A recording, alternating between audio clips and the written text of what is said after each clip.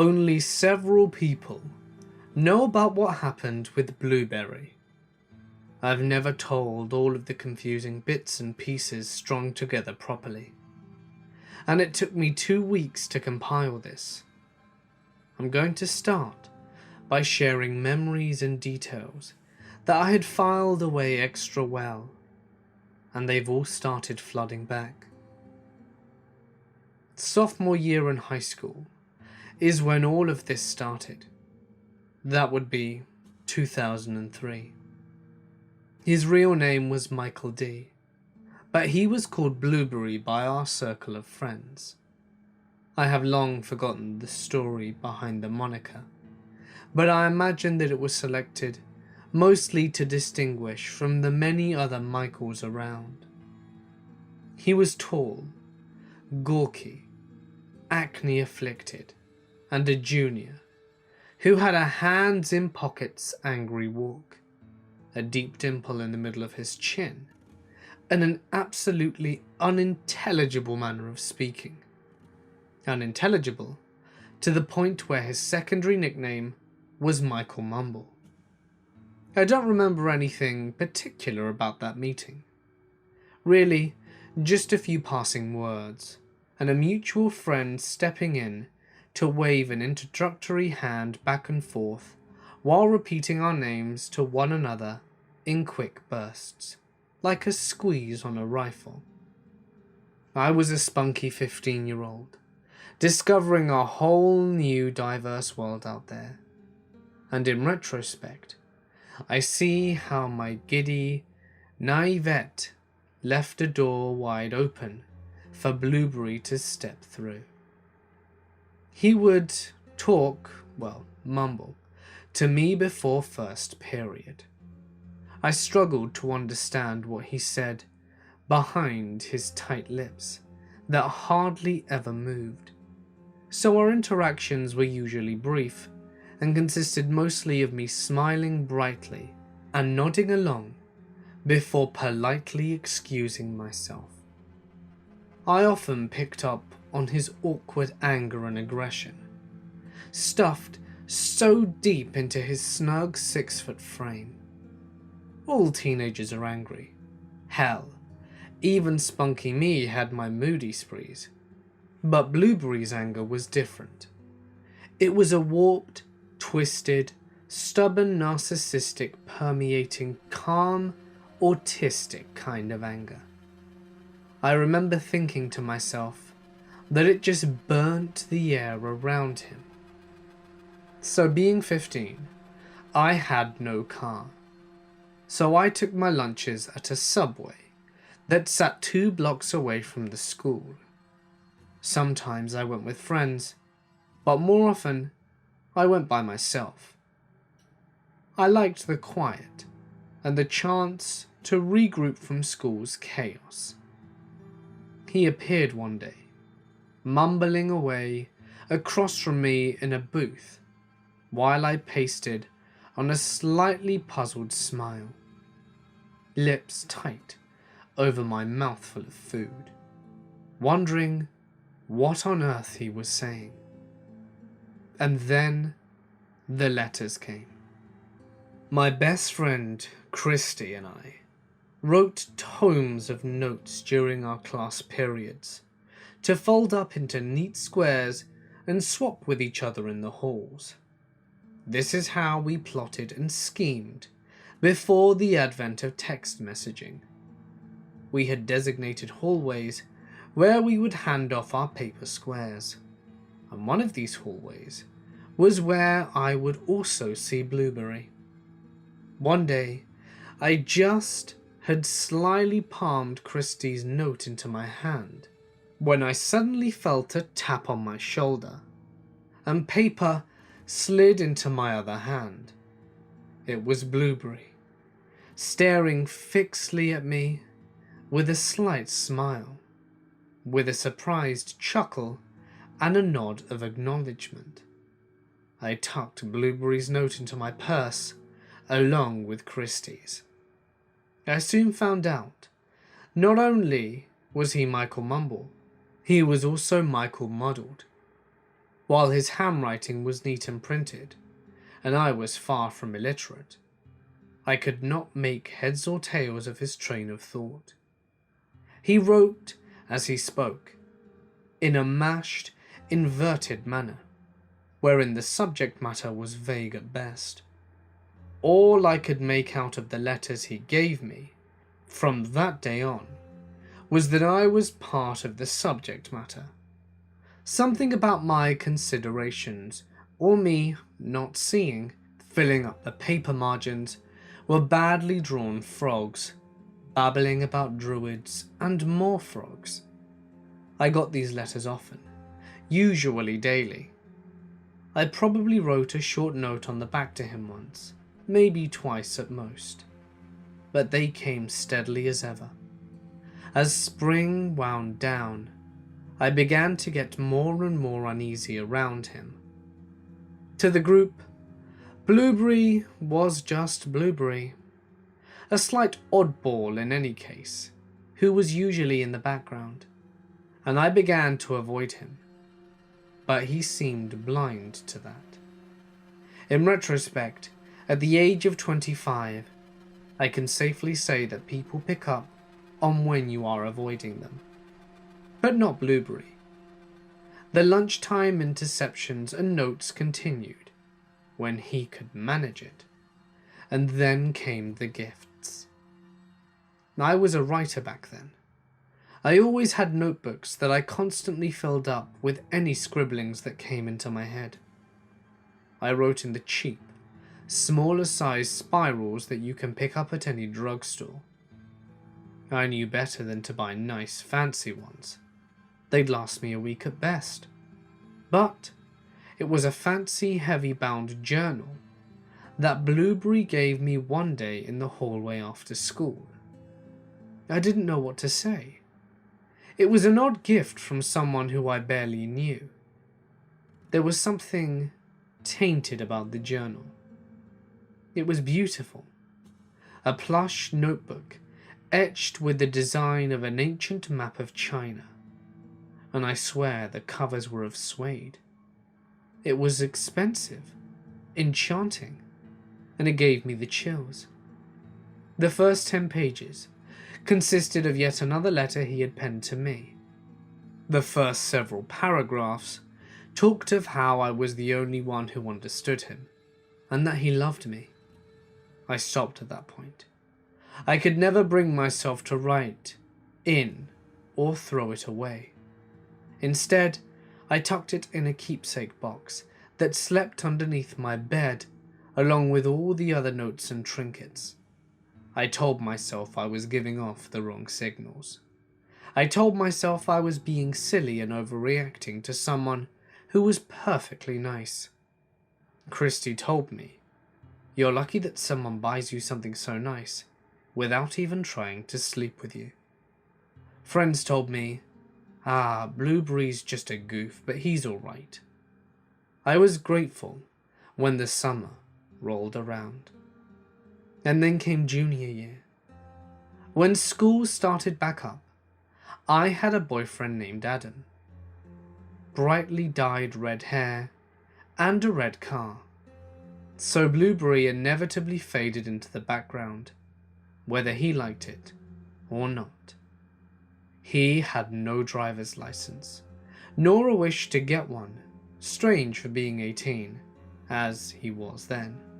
He opted for the alternative of a bicycle and walked everywhere. Looking back, I realized that this made it harder for him to intercept me at lunch, when I zipped off to meet my older boyfriend at home for the hour-long break. The only times I would see Blueberry was when I was pulling out of the parking lot, and I would see him doing his brisk, frustration-fueled strides in whatever direction. His eyes were always either angrily fixed at a point in the distance, and his chin in a slight line of frustration, or seemed to be searching the sea of high school students, flooding the parking lot, for who I think was me. Every now and then, He would spy my cherry red Volvo station wagon, which was embarrassingly hard to miss, and he would stare. For the most part, humans can get a decent read on others. This wasn't the case with Blueberry. I could make neither heads or tails of him, and his behavior around me. And eventually, my teenaged hormones finally said, screw it. By which I mean, I made no more efforts. I decided that the best way to fix the situation was to not give a shit. If he talked to me, I would respond with short sentences, then bluntly turn and walk away. I didn't avoid him, neither did I approach him or wave at him in the hallways like I had the year before. He was just another guy in the background. Let me add that in the meantime, the letters never stopped, and the gifts came almost like clockwork. A journal left on my car, with the first 4 pages scribbled with words that I never bothered to read. A bouquet of daisies or roses given to me in the hallway that I promptly gave to a lonely-looking freshman as I turned the next corner. A book of fairy tales by Hans Christian Andersen, to be exact, on my birthday, also with an inscription inside. The journals, books and letters were hardly ever actually read nor used, and all found a new home in that keepsake box underneath my bed. I could never explain why I felt compelled to tuck them into the keepsake box, but I just did. At times I would feel guilty, and I would look for anything that I was doing to lead to this insane boy. What on earth compelled him in order to buy things for a girl that just didn't care? But in the end, my teenage psyche always lost interest and went back to scheming over how I was going to work around curfew and catch that wicked show happening at the local music venue on a school night. My junior year of high school wound down much like this. When school let out for summer, I was just happy to be able to be with friends and not worry about Blueberry, as he was a senior and had been in his last year of school with us. I came home one afternoon and sauntered into the kitchen to grab a snack. My father had come home from work, barely beating me by 5 minutes, as I could tell by how he had already taken off his jacket and suitcase, and had brought in the mail. This was part of his workday routine. I could time the man by his routines practically, and he was leaning against the kitchen counter and plucking the bills from my mother's overflow of catalogues, when I came up to peck him on the cheek and offer one of the 2 apples I had retrieved. "Hey there, hon," he mumbled, taking the apple. "Whoa, hold up, kid. You have mail. Lucky you." He flipped a rectangular manila envelope towards me, and I took it. Who's sending me snail mail? I think to myself, popping open the sealed flap. Maybe it's Grandma. Oh, does it feel like a check in here? I start to hum a Smith song as I pry open the brands that anchors the flaps. Girlfriend, in comma. Oh no, I really didn't want to see her. Pull the letter out, and it's a single page of lined notebook paper. Shake the page. Girlfriend in coma. My eyes focus on the first line. I really didn't want to. Shit. I knew that handwriting. Blueberry. I remember yelping in surprise and dropping the letter, as it had burnt me. I remember grabbing the envelope and flipping it over to see where the addresses should be. And I don't know why, I already knew it wouldn't make me feel better to see the street numbers I called home along with my name carefully printed in the center. It didn't make me feel better, however, to see that a city in Colorado was listed in the top left return address. Blueberry had left Texas, or so I hoped, because it sure made me sick to see that there was no postage stamp. He had to have hand-delivered it to my home, which he had somehow tracked down. The letter frightened me, in both its content as well as the fact that Blueberry had found out where I lived. I grilled all of our mutual friends, and all swore that they hadn't been the ones to give out the information.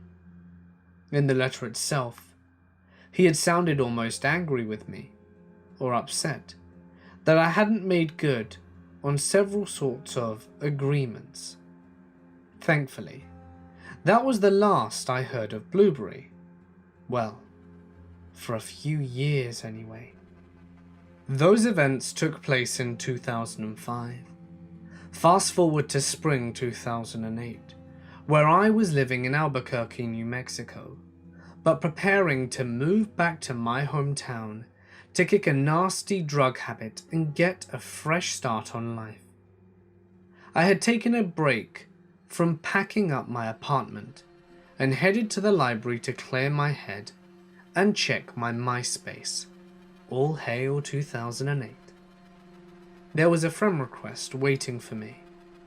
Yup, the cliche reappearance that the protagonist soon ruse. It was Blueberry. Still to this day, I have no idea what possessed to accept the request. But I did. God damn it, I accepted. And immediately I got a message from him. It was quite civilized, actually. He asked how I was doing, and even offered an apology for his behavior in high school. I was pleasantly surprised, and appreciated the gesture, and sent him a response saying so, along with a brief synopsis of my plans on moving back home, only after ensuring that he was still in Colorado, as his profile said. By the time I clicked send, my allotted time on the computer was up, so I logged out and headed back to my place to prepare for the move home the next day. 3 days and 1 state later, I was back at home and finally feeling human, as the bumps and bruises of the move subsided. It had been a very busy few days, and I gladly plopped down in front of my father's laptop to check my emails and social media. I logged into my MySpace and began to work through the stacks of accumulated messages. I opened the reply from Blueberry. It had been sent almost instantly after I had sent mine several days ago.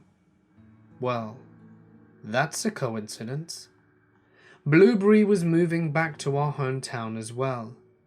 Godspeed to him in all endeavours, was all I thought of it.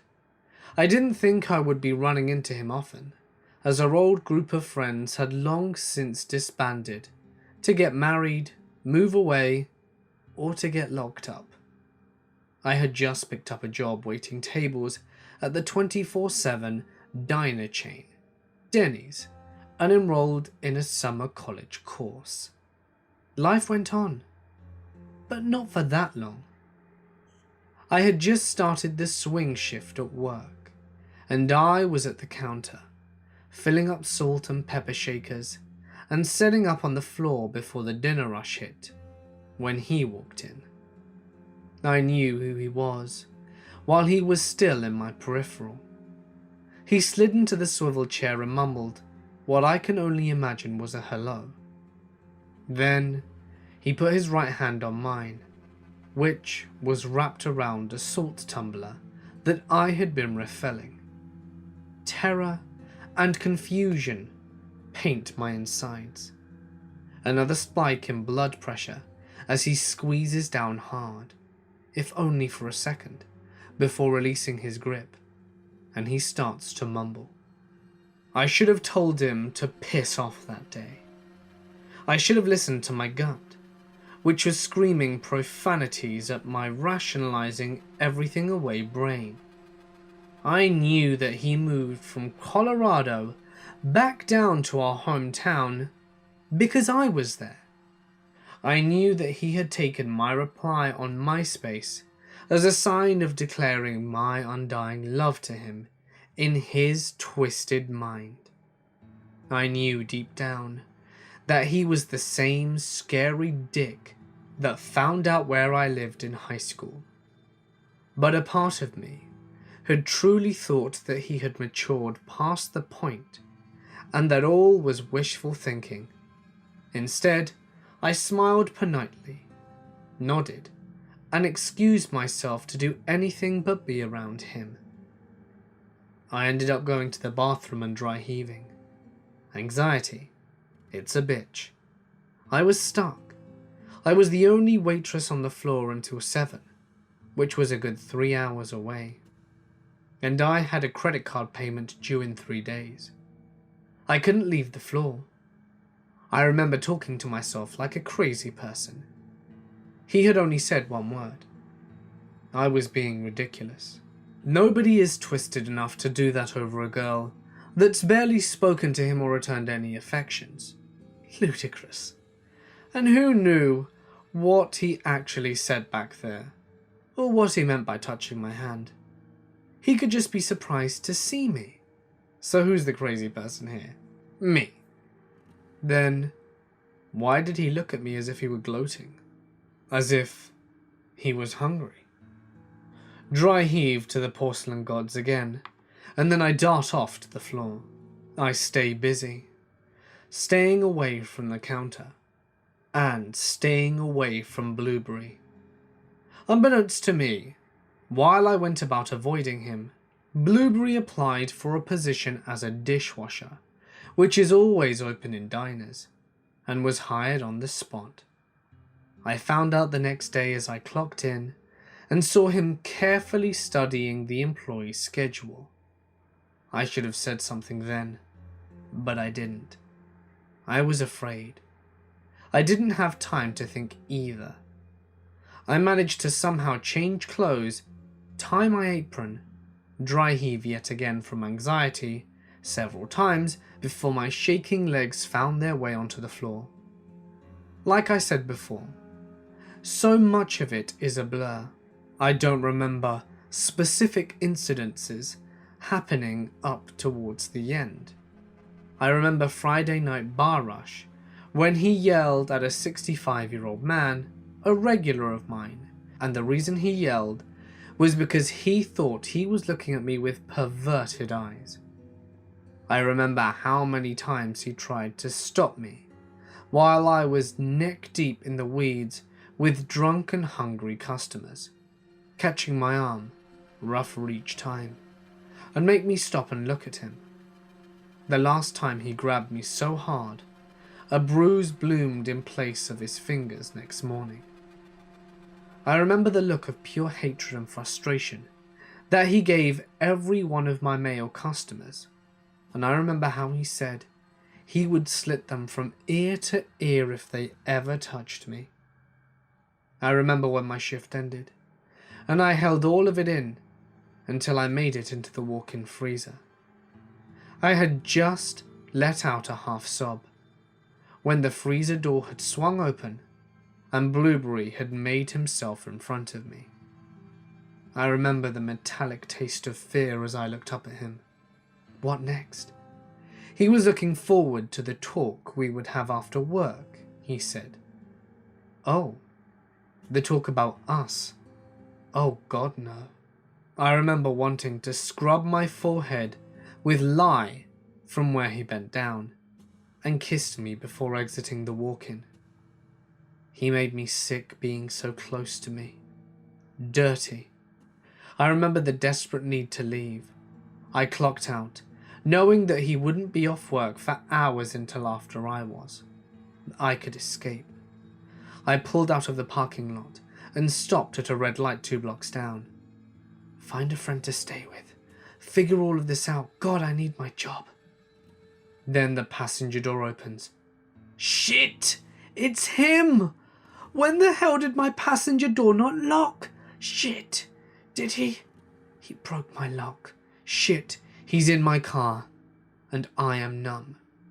He acts like this is a normal thing for us to do. And my logic freezes. He gives me directions to his house, telling me how happy he is that I came around after all these years of denying that what was between us was real. I couldn't breathe. A part of me is giving up. A part of me is so angry at myself for being so weak and unable to stop all of this. Wait, I'm not completely numb. There is some anger left in me. I'm starting to get angry at this person who has repeatedly refused to take no for an answer, who intentionally came back to our town with the narcissistic, presumptuous intent of claiming me, now that I had supposedly come around. He came into my job and made sure to move fast, hard and aggressively, because he knew this was what I would do. The only words I had ever heard him speak clearly and without a single mumble was a threat to slit my customer's throat from ear to ear. He walked out of his first night of the job just to follow me and got into my car as I was at a spotlight. Screw that. As I had the opportunity to sit and process the absurdity and increasingly disturbing levels of the situation, I became temporarily lost in a fugue state of memory, realization, and gritty resolve. We reached his place, and I snapped back to reality. Immediately, I saw that the front lawn was teeming with drunken partygoers. His roommate had thrown a keg party that drew enough people to fit a high school stadium. To this day, I consider this the only reason I felt brave enough to do what I did next. There were too many people around to see and hear things. I knew it, and he knew it, and he didn't seem happy with it. His face is one that still haunts my nightmares. That was rage, like a child having his toys taken away from him. That's exactly what I was to him, I later realized. I followed him into the house. I let him take me to his room. I stood in the open doorway and balked as he tugged on my wrist to pull me into the room, for God knows what reason. And it was like another person was speaking through me. Stay the hell away from me. I never have and will never be interested in you as a friend or anything else. You know what the hell you have been trying to do, and you've been trying to do it since I was 15. Don't come near me again. You need professional help, you son of a bitch. Then I realized how quiet it was. I swear to God, everyone in the party stopped and stared at us. It was so quiet, and all the blood in my body was pumping in a war dance of fear disguised as rage. I saw him falter, and we locked eyes. I could tell he was grasping, and then I tried to pull away, but he was strong. Shit. Then he screamed. God, I'll never forget how angry he looked. He wasn't mumbling. He screamed so clearly. Just lay with me tonight. Why won't you just lay down on the bed? He lurched forward, like a tension-bearing spring, to drag me into the room. It was at that point that the bodies flew at him. Several of them. They tackled Blueberry to the floor. Beer was flying everywhere. The froth was landing in my hair, and my shirt was wet with the faint scent of fresh hops. There was screaming, hands on hands, girl hands, nails digging into Blueberry's iron fingers. I could feel my blood slowing at the pockets where he had me firmly. My arms must be blue, I thought to myself, and I saw the girls, 3 of them, blonde and red. They all yell to run and to get away from him. His fingers are slipping claws, but the long solar nails of the 3 women are too much, and he flinches with a jerk that forces him to let go. He disappears under the heap of bodies, and my legs worked again. I ran to my car and ran the hell away. I still don't know who the men who tackled him were. Neither do I know the names of the women who scratched their own nails into Blueberry's skin so that he would let go and they could flank me in protection as I ran to my car. Still, to this day, I don't think I've ever been faced with a truer definition of solidarity than that act right there. They didn't even know who I was when they all dove in. I don't know what kind of spiritual force is out there roaming the purple evenings with those who are alone, but more nights than not, I say a little thank you to the skies, hoping at least one of them hears me. I owe those strangers a great deal. Now that I've said that, the thing of this part of the story is, it's not over. It hasn't gotten bad yet, not by a long stretch. At this point, I wish I could say that it was all over, but it wasn't. Stalkers are persistent. They don't think like you and I do. What I had done the night I told Blueberry no was something good and bad. Good in that I had acted loudly enough to become a person to him, not an object. Bad in the sense that I had set down boundaries that conflicted with his intents, and I had done it in a crowd of people, profoundly embarrassing him. I knew that where he had just seen me as a living doll before, he would now see me as someone to be punished. This is what I thought to myself as I stared at the ceiling, stained with the sharp gold light of noon sun. I had barely slept after crashing through my front door and quickly, desperately, checking each window and door's lock in my father's house before collapsing into a heap by the bed. My father wasn't home, as he usually stayed over at his new girlfriend's place. I didn't mind. It was nice to see him in love. It took the years off his face, and I didn't want to put those years back on with my predicament. I didn't want to see the look in his eyes if he saw bunches of broken blood vessels blossom that ran up my arms in dull spirals of pain. Didn't want to see him and Blueberry in the same room either. And I didn't want him to feel disappointed or upset in me. I had kicked the habit and worked diligently on my decision-making skills, but my helplessness in dealing with Blueberry seemed to me a return to life that I thought I had left behind. No, it was better to figure this out myself. He had spent enough sleepless nights worrying about me. I was suddenly thankful for my parents' recent divorce.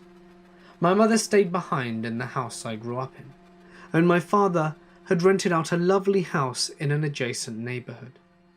Blueberry couldn't possibly find me here. With that comforting thought, I pulled myself out of bed and dressed. I remember picking a shirt with sleeves that covered the bruises he had left. I didn't even care that it was easily 100 degrees outside. Anything to keep from seeing and remembering his brand on me. I padded towards the kitchen, stopping at the large glass window panes.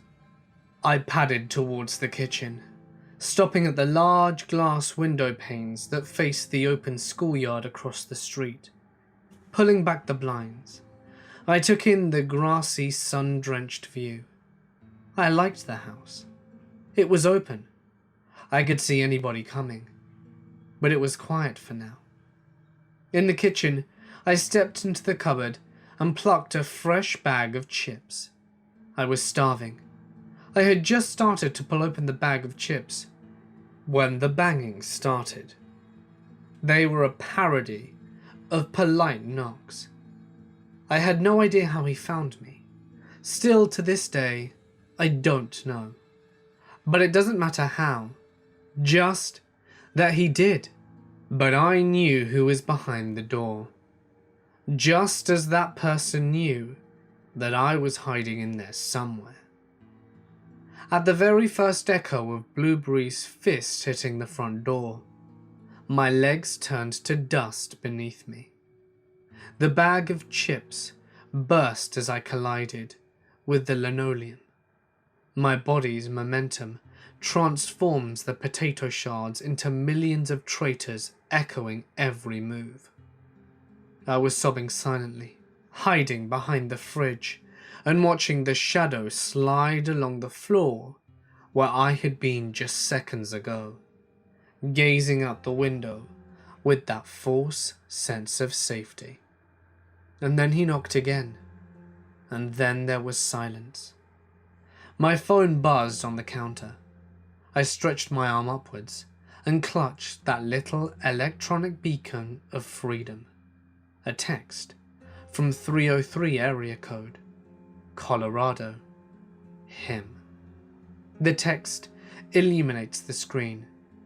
My dear, I know you're there. Let me in. I have your favorite Subway sandwich for you. And a surprise. Jesus, how did he get my number? My sleeve has been pushed back from the reach of the phone. I see the bruises again. A friendly reminder from Blueberry. Some of them are the same shade as his name. The knocks have been quiet, and there are no more shadows on the wooden floor by the window. I remember that there was a click in my brain at that moment. Something finally connected. My survival instincts have finally triggered, as I shift from frozen to overdrive.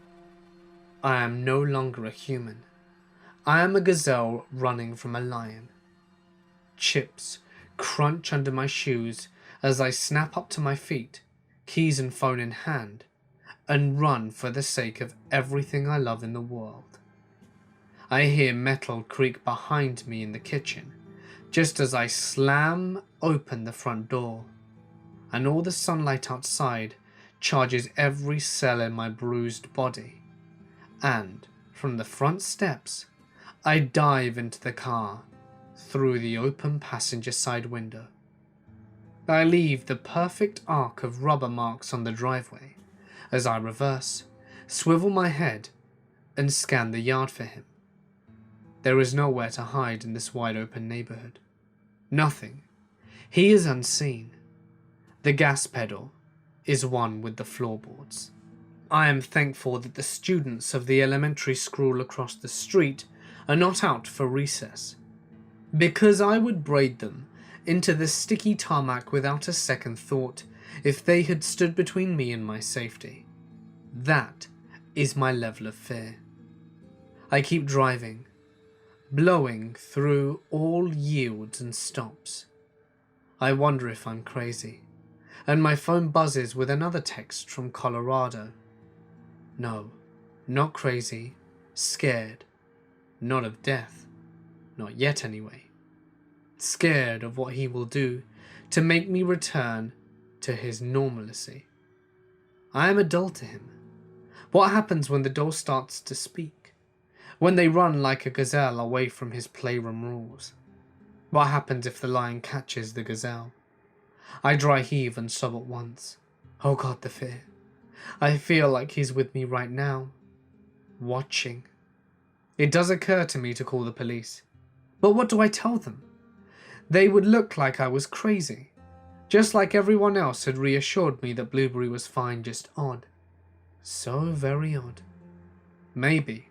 I still am crazy. I am 55 and a 25-year-old after all. But I know that I can't be alone at this moment. I pick up my phone and dial for Brandon. He lives the closest, and have to redial twice. Blueberry keeps texting, and the alert makes me exit my keypad. His messages tell me about the lack of appreciation for the things he does. I dry heave. I'm still going. Finally, I'm able to input all 7 digits. Hello? Brandon's voice is an angelic sound. I cry. All that comes out is the name of the street I'm on. He directs me to a park a block away from where I am, and I see him. He sees me. I leave the keys in the ignition but turn off the car, and I run across the green field to him. I feel like I can't do anything but run for dear life. Brandon catches me, holds me tight in the arms with 2 big hands. My bruises hurt under his palms, and my lungs are on fire. I can't stop my legs from twitching. I babble. I'm not crazy. I'm not crazy. He found me.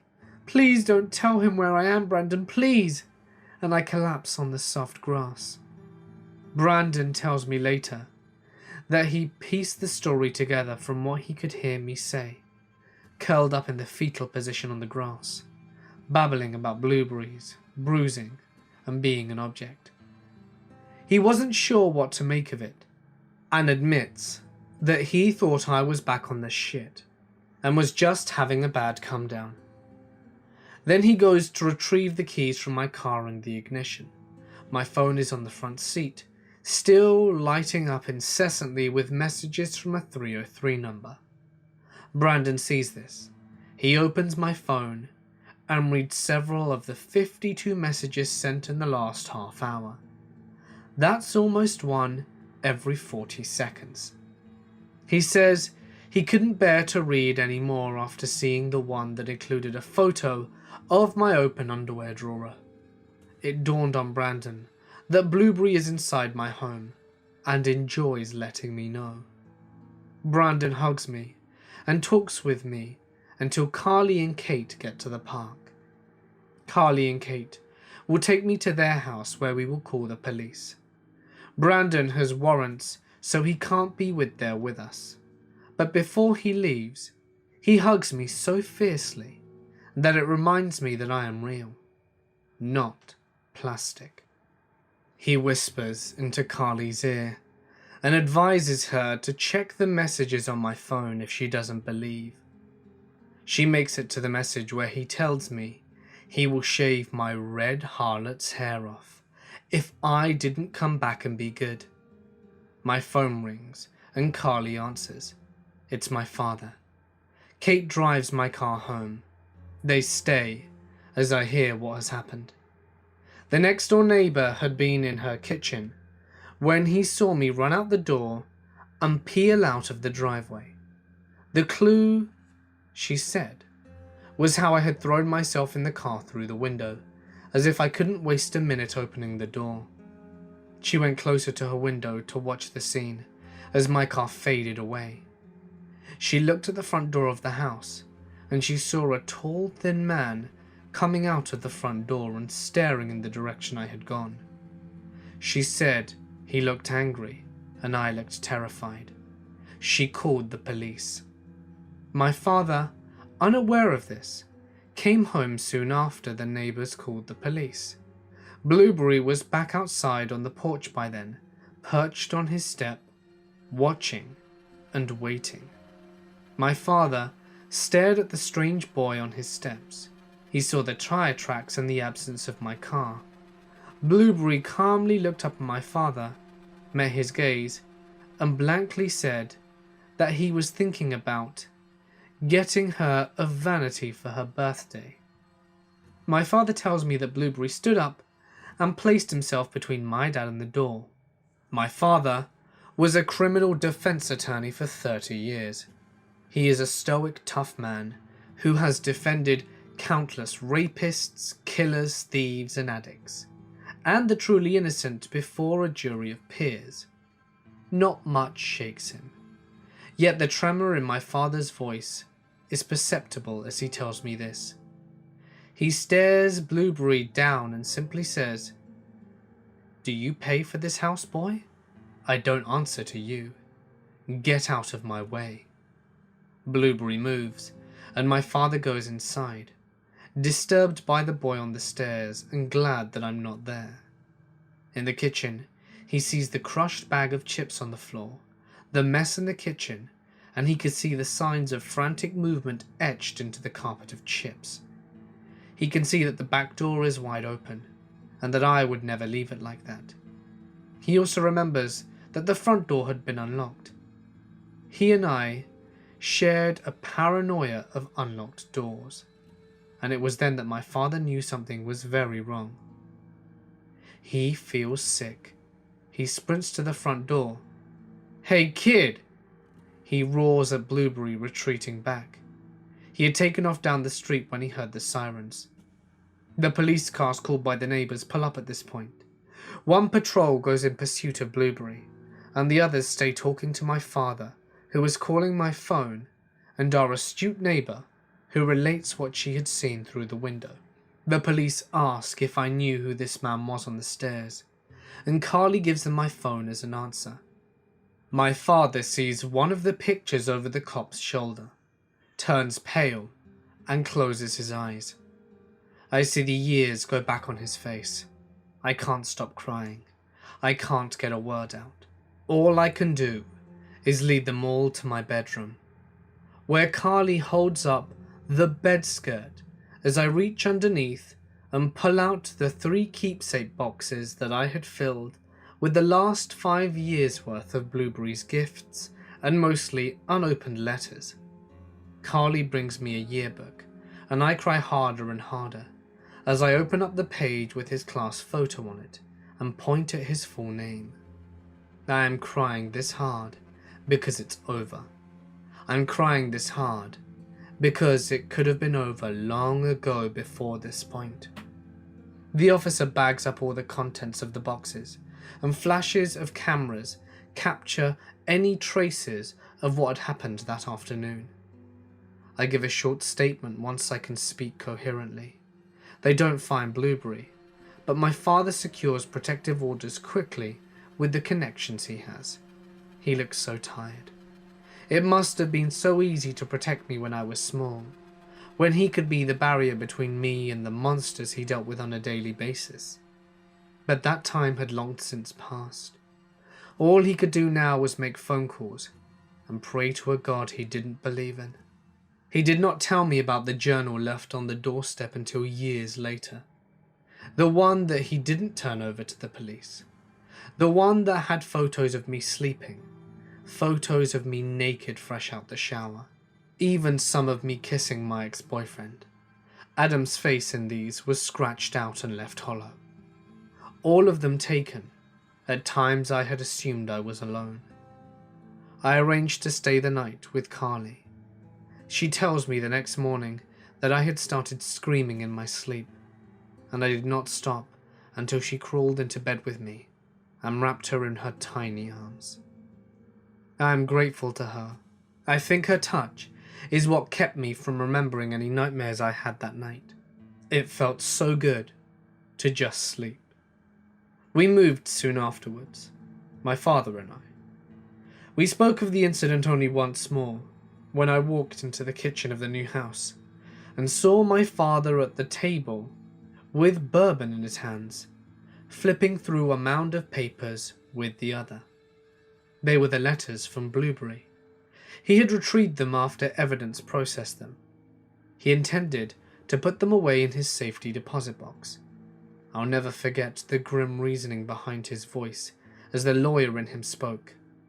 "Well, if you ever turn up murdered, at least I'll have this and the journal to prove exactly who did it." I haven't seen or heard of Blueberry since that day.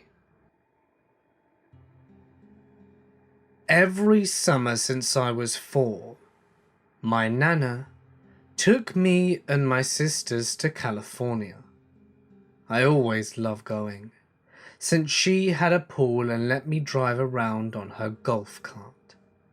I blame teenage angst, since I was turning 15 that summer. But I threw a huge fit to my mum over going. I had just gotten a boyfriend and didn't want to go long distance for a month. And all 3 of my younger sisters were going to tag along, meaning that I had to babysit.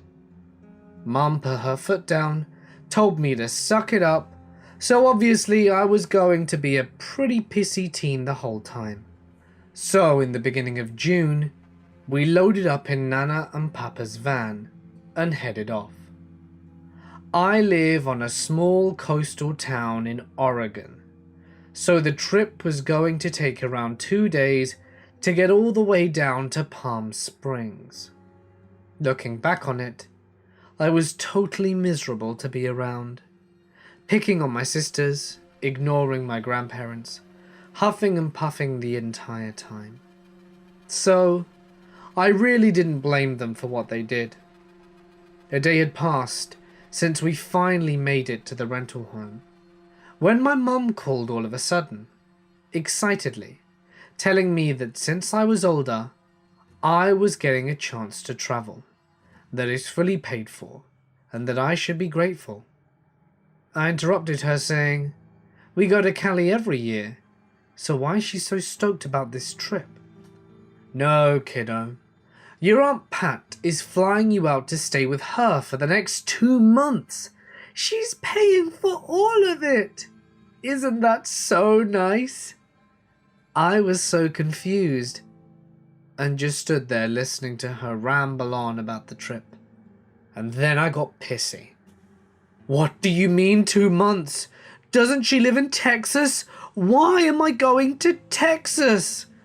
I was livid. Well, turns out that Papa had grown pretty tired of my teenage moods pretty fast, and rightfully so, and complained about it to his sister, Aunt Pat.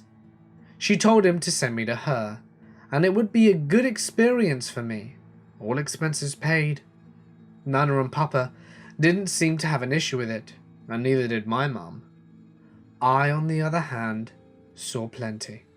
My first thoughts were of my boyfriend back home, naturally, and being bored and alone in Texas wasn't looking like a fun option either.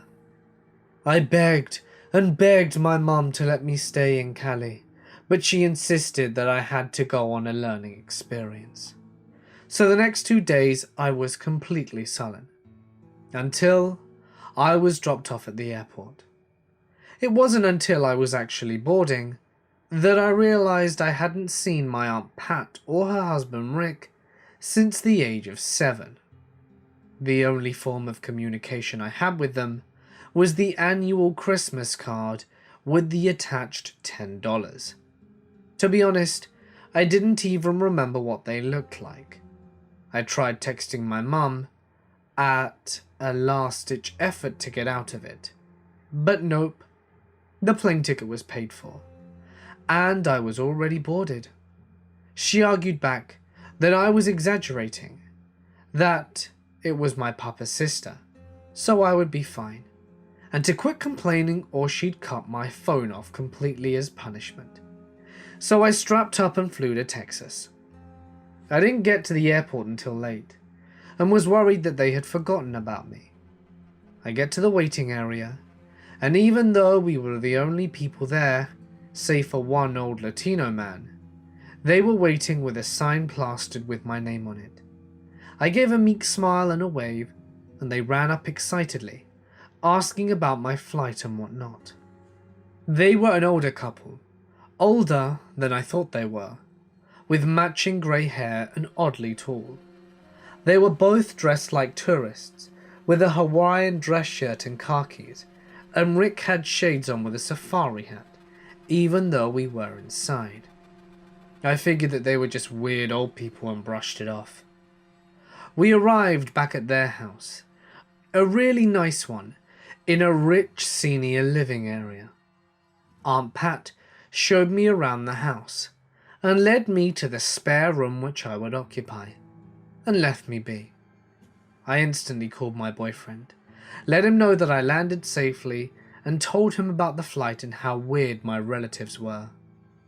Since I was off on my sleeping schedule, I ended up sleeping until noon the next day. I groggily rolled out of bed and walked downstairs to grab some breakfast, and I was met with a note on the fridge, explaining that they were both at the store and would be back soon. I ate, got dressed, and waited. They pulled up shortly after and whisked into the house with a huge bag. Auntie Pat handed me the sack and grinned. "We got you a little present.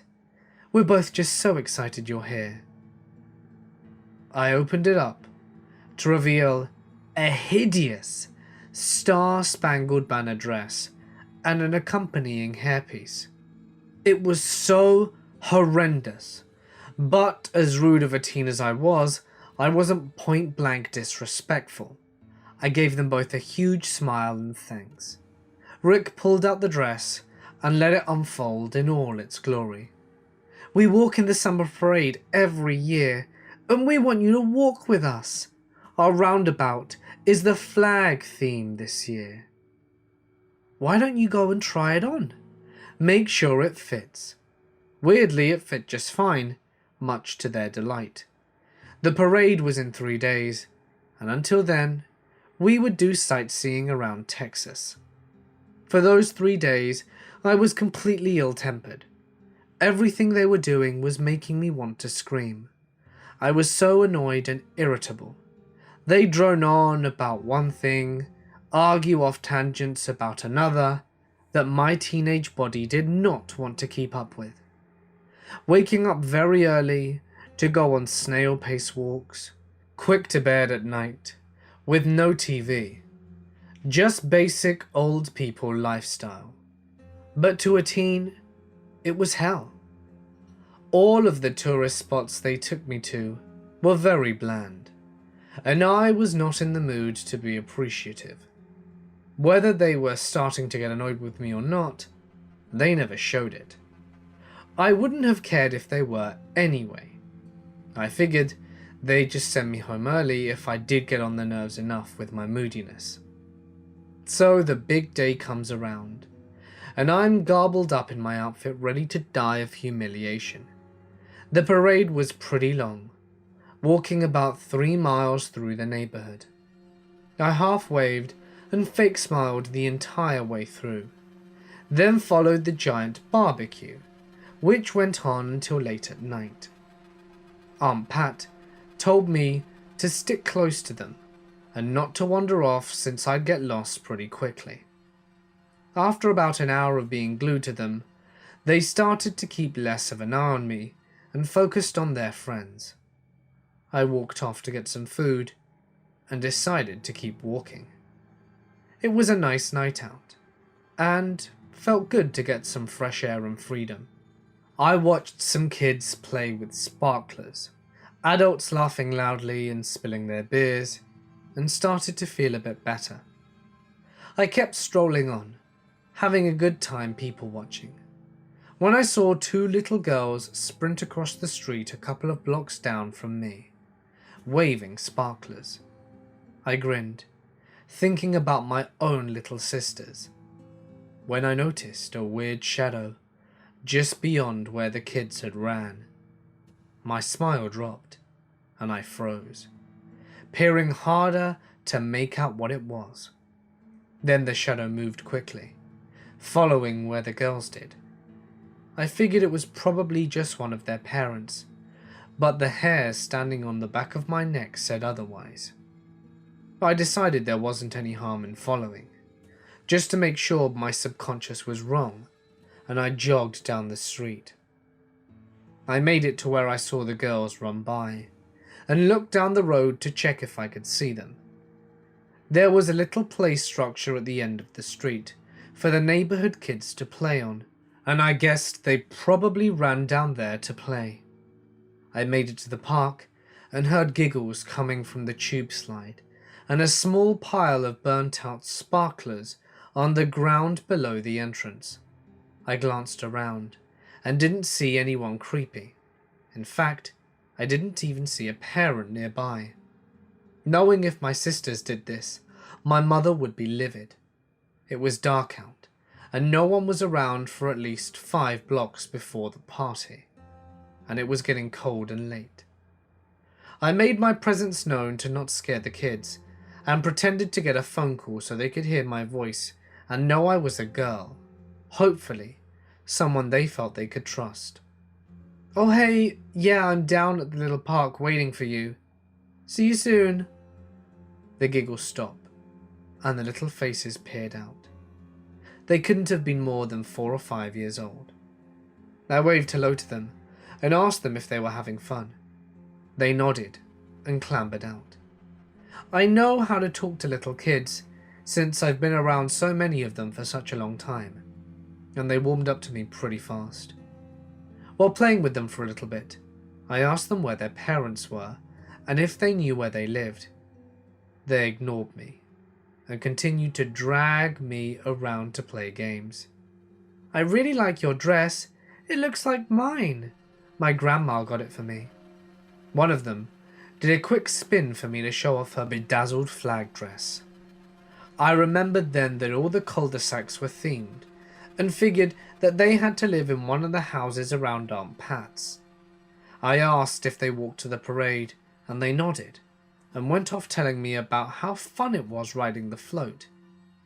They had a big flag float in our section, so they must have been up on it, and I didn't see them since I spent most of my time zoned out.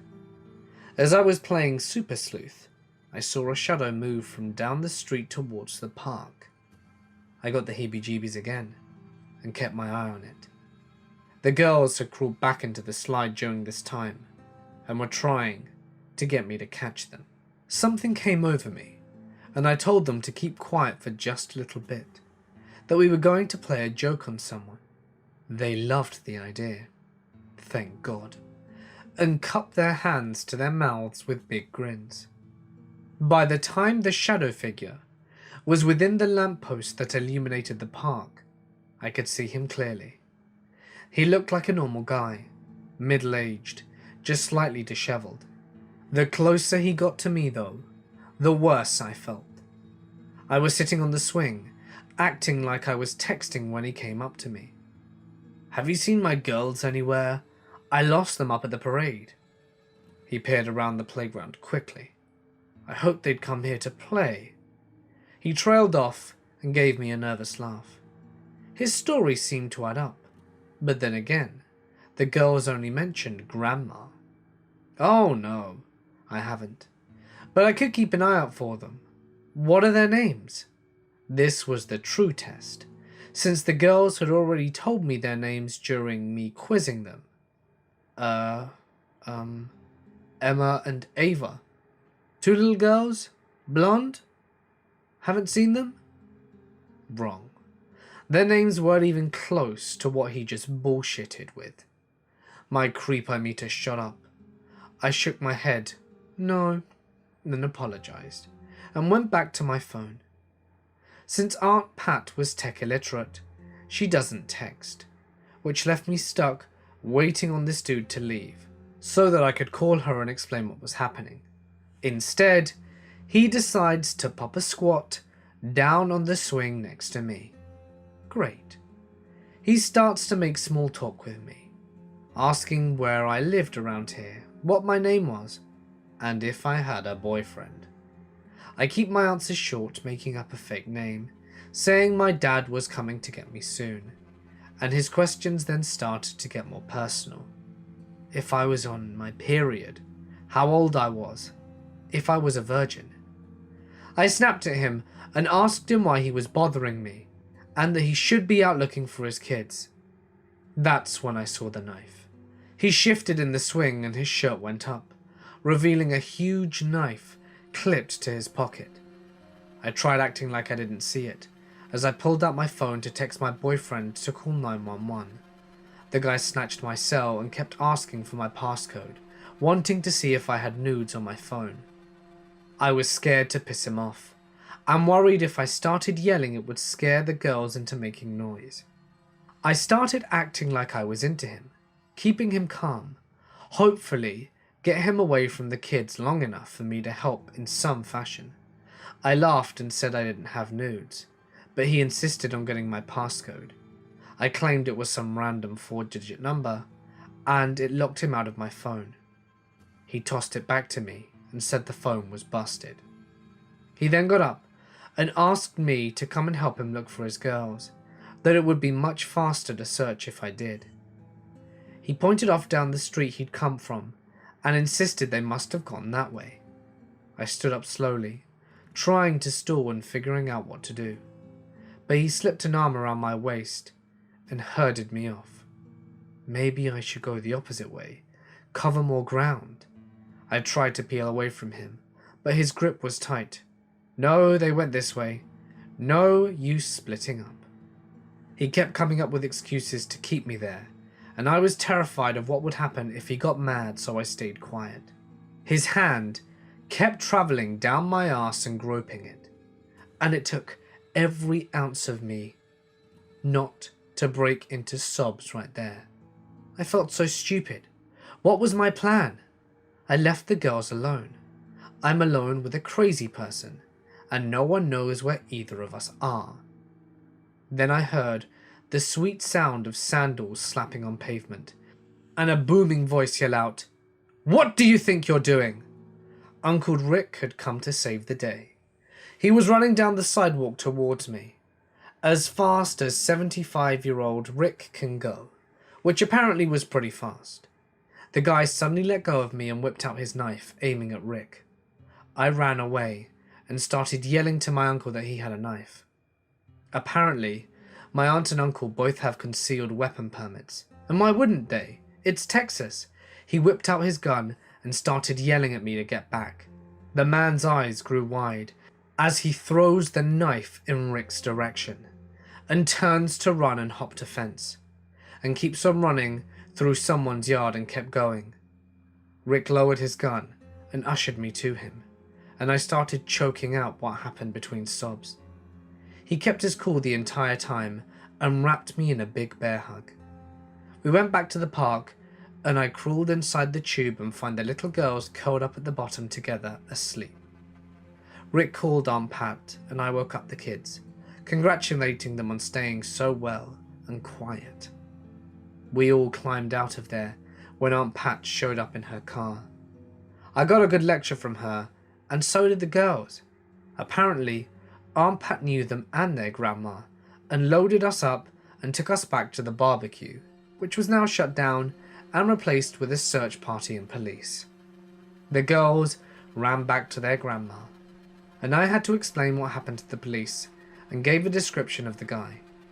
Turned out, they had multiple calls on him for hovering around the playground and following kids home from the bus stop. They were surprised when I said Rick hadn't shot the guy, just scared him, and the cops turned to my uncle and asked why he didn't, and Rick gestures to me. She's from Oregon. Didn't want to make her liberal ass shit itself. The next day, Aunt Pat woke me up early and drove me to a gym, where she then paid for a trainer to give me self-defense lessons for the rest of the time I was in Texas. After the incident, I was much less of a dickhead teen, and did a 180 on my mood. Aunt Pat didn't even call to tell my mum, saying there was no point of worrying her if we handled it. I don't know if they ever caught the creep, but I definitely have the skill set now to handle him if I ever run into him or someone like him again. I just hope I never do. I'll leave being a badass to Uncle Rick and Aunt Pat. In 2013, I was 21 years old and studying abroad in South America with my college roommate. I had more than one unsettling encounter down there, but I am an experienced traveller and generally have good instincts, so I can't say I have many other thrilling stories aside from narrowly dodging a few muggings, other than the general sense of unease that comes with being a solo female traveller. Well, pair of solo female travellers. Our 4-month stay was relatively unexciting.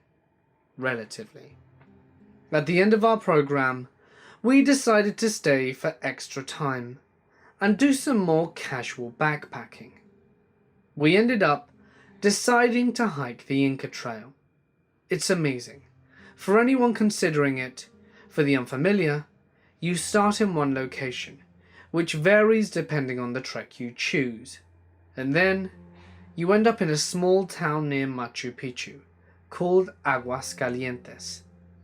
Your return trip is covered by your hiking company, unless you choose to stay, in which case you get a refund.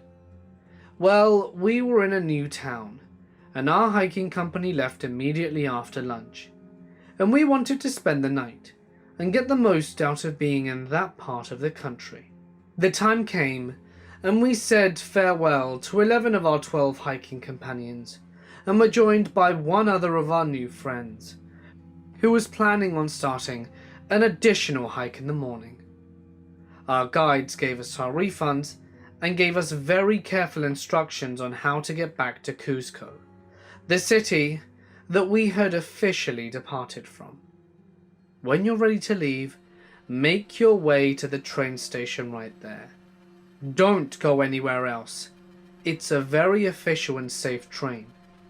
Once you get to the last stop, go to the official bus station and it will bring you back to Cuzco. We understood, thanked them, and parted ways. That night, we went out drinking with the remaining member of our hiking party. He didn't drink much because of his grueling hike the next day, but we had a blast and felt safer for having a male with us. Overall, we made sure to keep our wits about us, and it turned out to be a very fun night without incident. We made our way back to the hostel and wished him well on his travels, went to bed, ready to explore the town the next day before catching the train home. We have our fun, and then we make our way to the train station. It's a very nice train station, not like the ones I take in the US, maybe even nicer. It definitely felt very safe. The train pulls into the final station, and we begin trying to locate the bus station. We ask a gentleman who clearly works at the stop, and he points and tells us to walk about a half-mile in that direction and that we would not be able to miss it. We thank him and we continue. I want to pause here for emphasis. All of these conversations, and the ones that follow, are entirely in Spanish. This isn't too important, but it is good for you to understand that I was speaking a language that I am extremely proficient in, but not fluent. It's not too difficult for native speakers to talk quickly and avoid being understood. We walk for what actually does not seem like enough time, less than half-mile for sure, before coming across a bus station.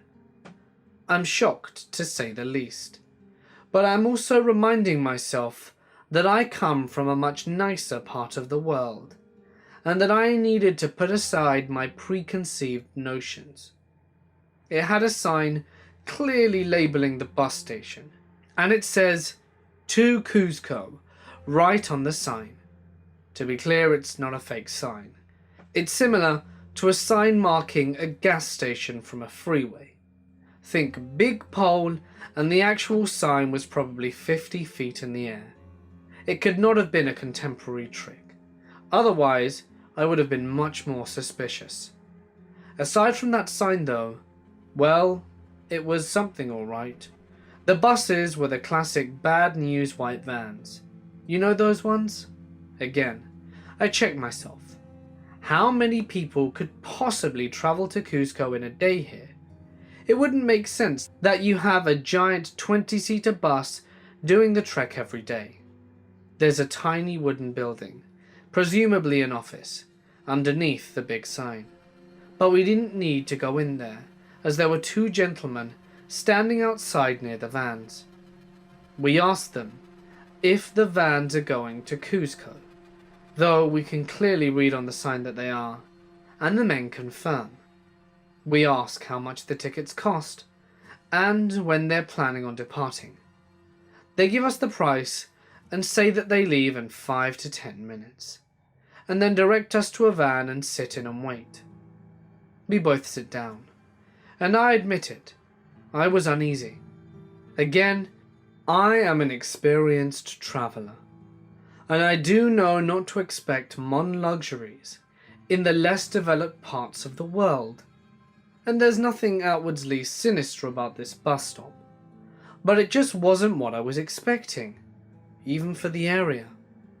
My roommate does not seem to be sharing any of my trepidation, however.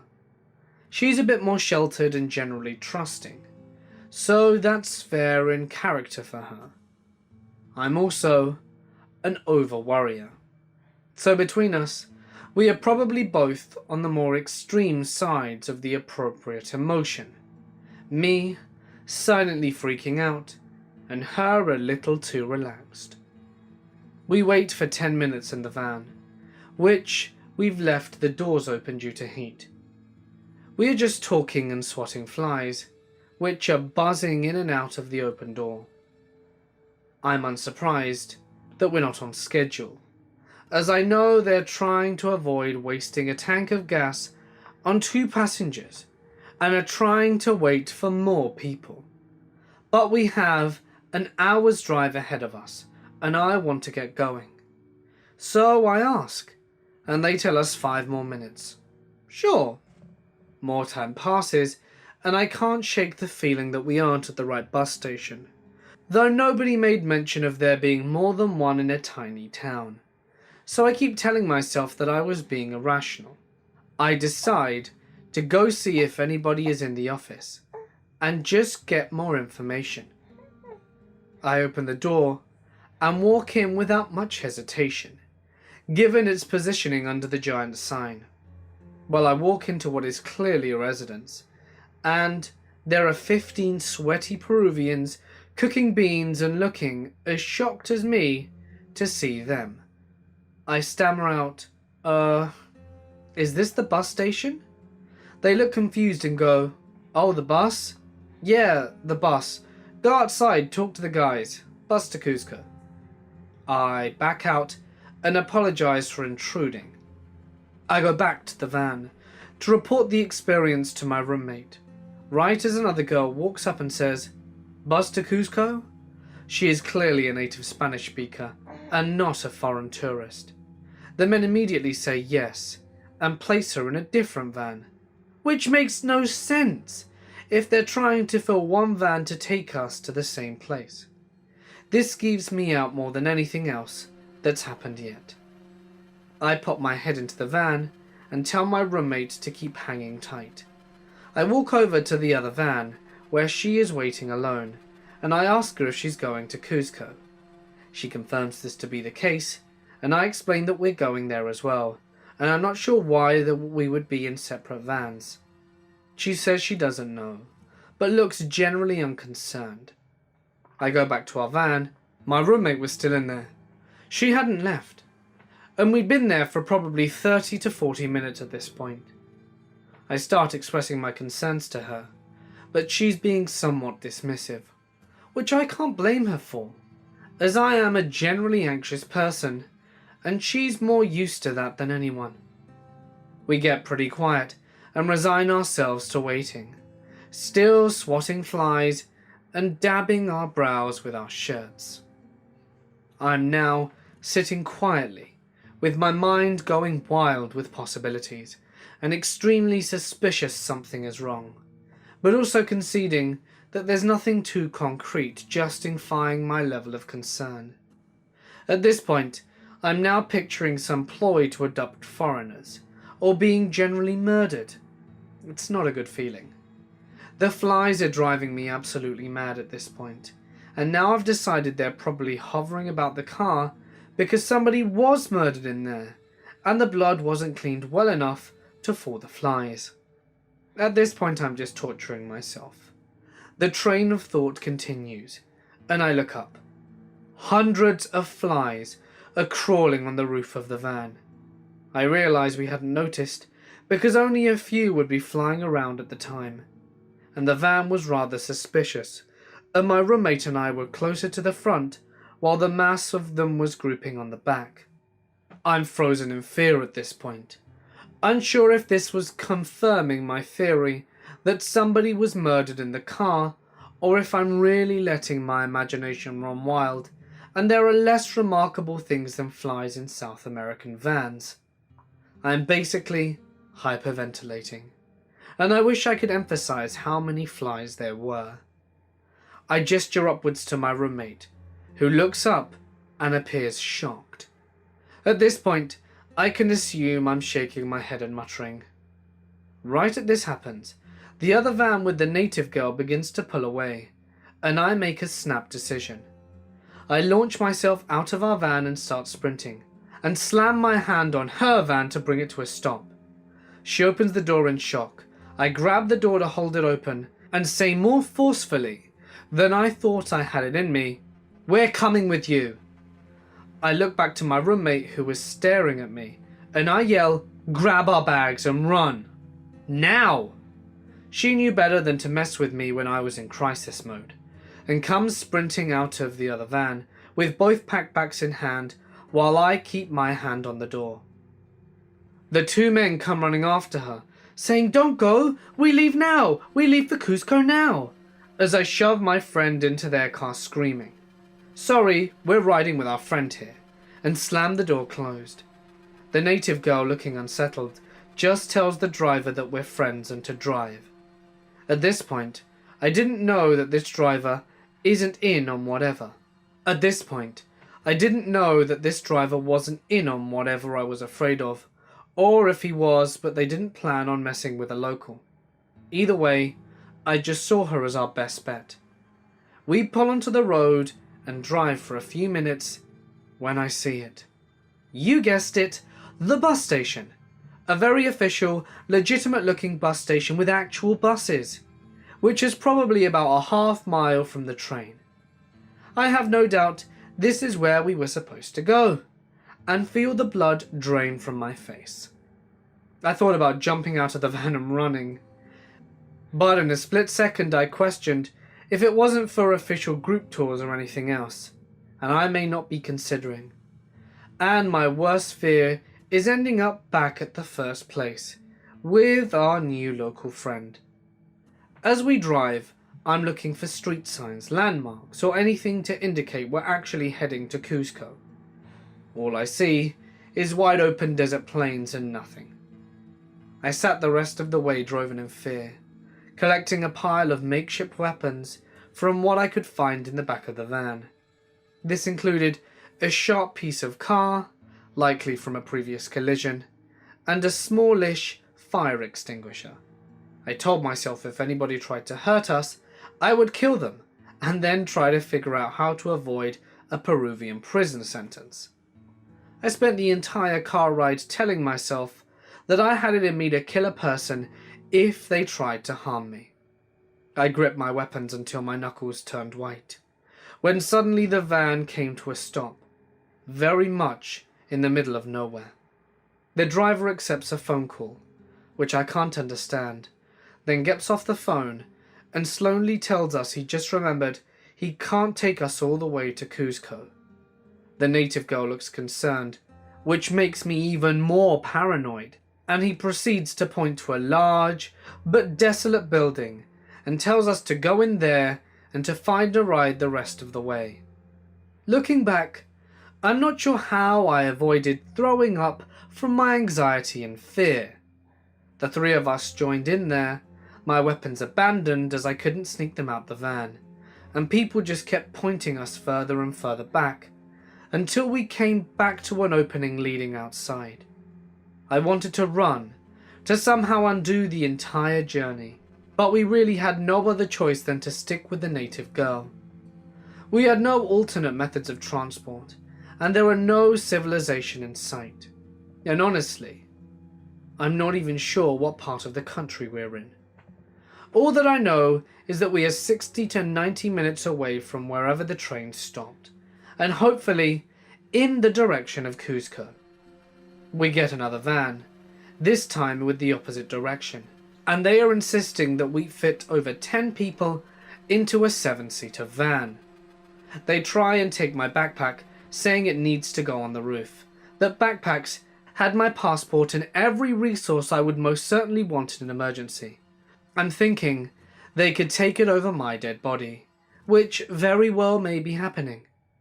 Right as I see my roommate happily passing hers to the lady. I grab her arm angrily, and ready to ask her what the hell is going on with her survival instincts. But my face must have said it all, because she backs up and uncertainly tells the lady never mind. She will be keeping her bag with her. The lady looks aggravated and said that they won't fit in the car with all the people, and I tell her that we will be happy to hold them, as I climb in and demonstrate in a way that will require her to force either me or the bag out. She relents, and my roommate crawls in. We sit in the back with our backpacks towering in our laps in front of us, my roommate looking somewhat inconvenienced that I've made her do this. Honestly, maybe I was overreacting, but better than underreacting. We drove for a long while, and we finally entered the city borders of Cusco. On the one hand, I'm relieved because I now know we're exactly where we're supposed to be. And on the other hand, the surrounding areas outside the main square are extremely dangerous shanty towns, and we were the only foreigners with giant backpacks on a bus. No sooner am I thinking, well, at least that was close, when the bus driver turns to me and says he didn't want to drive further, and we can figure out the rest of our way home.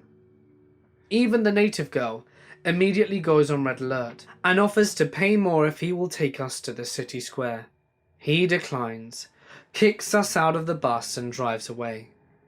We're looking at all the people staring openly at us, and she asks in a scared voice if she wants to split a cab.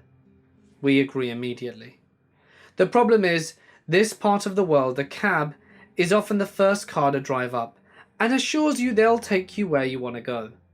Not very official. This is exactly what happens. A Corolla from 1993 pulls up and tells us to hop in. Our friend looks wary, but decides it's better than winging it out in the open. He drops us in the town square without incident, and at this point the native girl looks like she's aged 5 years since we first crossed paths with her a few hours ago. I'm sure I looked even worse. She meekly says, "Well, I'm glad we got here safely." And I can barely talk, I'm so exhausted, and respond, "Me too. Thanks." And we part ways. I had a few incidences on this trip that made me a believer that no matter where you are, one traumatic experience makes wherever you are the last place you slept feel like home. Let me tell you, that hostel bed felt just like home. This happened about 10 years ago, when I was 12 years old, and much to my tomboy horror, I had some serious boobs, which I was just getting past the stage of trying to cover up with bandages, Mulan style. My older sister Jen had come back from a year abroad in China, and she had brought back these shirts that were tailored specifically for us, as we emailed her the measurements. Mine was red and black, and tied up on the sides, creating this draping effect that made my too large chest look even more happening. I'm not going to even go into my newly formed accompanying childbearing hips, but basically imagine a short-haired tomboy with an hourglass figure from hell. Long story short, I looked a lot older than I was, but inevitably, I was still a dumb kid. My dad had always been pretty careful and protective with us growing up, but especially with me. I grew up in a tiny village in British Columbia, Canada, but we had to move to Toronto, Ontario, for my dad's work when I was about 10. I was a really social kid, and would introduce myself to strangers on the bus or street, giving them my full name, address, and birthday in the first line. You know, in case I got lost. That was when my parents decided that I was a little too street smart deficient. So they signed me up for self-defense courses, and what I guess you'd call rape prevention courses geared towards kids. You know, don't follow Uncle Sam into the blue play tube kind of thing. Honestly, pretty scarring. Anyway, it was pretty creepy. I don't think it taught me more than what I already guess in an uncomfortable situation, but it did really up my paranoia, which was the main idea when you're dealing with a small town kid living in a big city. The scary shit didn't happen in Toronto though. This happened back home in my tiny village of British Columbia. So, trying back on what we know, endowed 12-year-old takes self-defense courses to protect herself from big city predators in suspiciously azure-coloured playground equipment. The village that I grew up in was incredibly tiny. I mean, this is Canada. So it took up a huge amount of landmass, but the place was mostly forested logging roads that crazy settlers decided to turn into farmland. We had about 100 permanent residents in the village, and about 50 people living down in the campground trailer park during the summer. When we moved away, my aunt and her boyfriend Steve took over our ranch. My aunt and Steve aren't necessarily the best people. She had a pretty rough childhood, and Steve is one of those greasy oil rig guys who thinks the best way to coexist with nature is to kill everything that comes within range. Despite my weird-ass relatives, we stayed at the ranch for a few weeks every summer, so that my dad could help patch the place up, while my siblings and I met up with our old childhood friends and neighbours. This was one of the more reacquainting kind of days, so I set off down the road in my red, black shirt from China to visit the Martins about half a kilometre or less down the road. As luck would have it, they weren't home, so I headed back towards my house. And past the driveway, I didn't feel like going back to the house, so I walked down the forested main road to get to Mr. Footsy's place about 2 kilometres away. I was about half a kilometre past the house when a car drove up on the road. This was the middle of the day, so it's not like the thing just rolled up out of a dark mist on the shady streets of a vermin-ridden town, but I definitely caught a vibe from it. It was out of the ordinary for 2 reasons. Number 1, it was a car in a logging country, where pretty much everyone drove a jeep or a truck. It was slowing down, and there was a 3rd reason too. The driver was seriously staring at me. I suddenly got a real predator vibe from this guy, and he looked like your average blonde guy in his mid to late 20s. I grew up in the wild, surrounded by wolves, bears and mountain lions, but I've never felt more watched in that way than by this guy on the road, and unfortunately, one of my mum's creepy ass boyfriends. The car was slowing down and looked like it would stop right in front of me. It was in the middle of the day, but no one from my house or Mr. Footsy's would have been able to see on the road because of the tree cover. Luckily, I knew the old ranch like the back of my hand, and I figured I was pretty close to a half-paved trail leading down to the chicken coop. The car was just about to stop when I bolted past it about 15 meters. Then I crashed into the bush on the side of the road. I've got to say, I felt pretty stupid running away from a random slow-moving car at the time, but I figured it was better to look stupid than to be dead. I heard the guy's car door close, and then he called out really loud, "Hello?" Now, I'm not saying it was creepy just yet, but the hairs on my neck stuck up like it pissed cat's fur. I thought I was pretty safe, crouching in that first few meters of bush. My heart was already racing, but I didn't think this dude would try following me in. I figured he was just a guy from the city looking from directions from the wrong kid. Then I heard him crash into the bush. He was up from me, about where he parked his car, and he was fumbling around the bush, breaking sticks around him like a bear and calling out long hellos. From where I was, I could see the trail to the chicken coop and inched over there as quietly as I could. My older brother and I were pretty into sneaking attacks on each other, so I knew how to move around pretty quietly in the forest. Things had gotten too quiet though.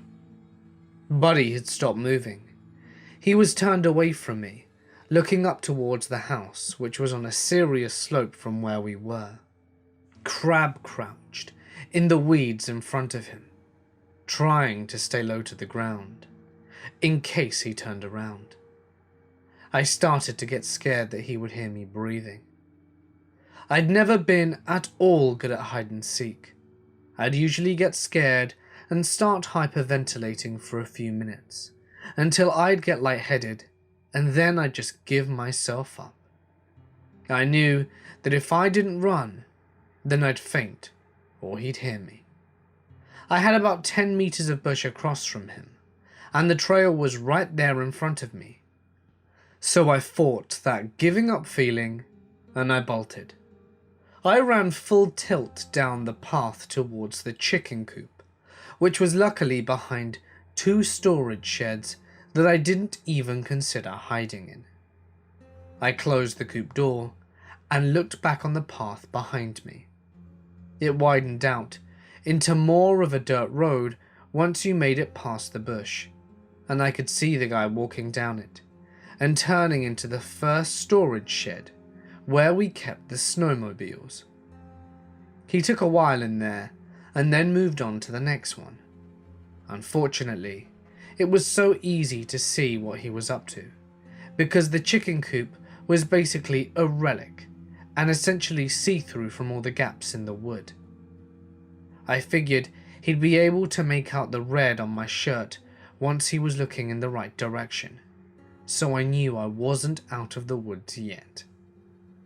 To get up to the house, I'd have to run up the slope, which was essentially the steepness of Pride Rock.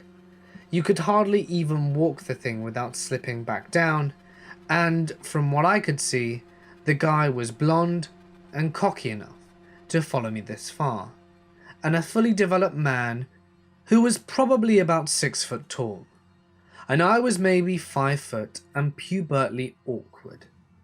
So I left the coop, got myself to the bottom of the hill, and I must have unconsciously prayed to some mighty ass mountain goat spirit, because I ran up that hill so fast I don't even remember my feet touching the ground until I was a few minutes away from the top. I reached for the basement doors, which for the first time in my life were unlocked. Mountain goats are thorough.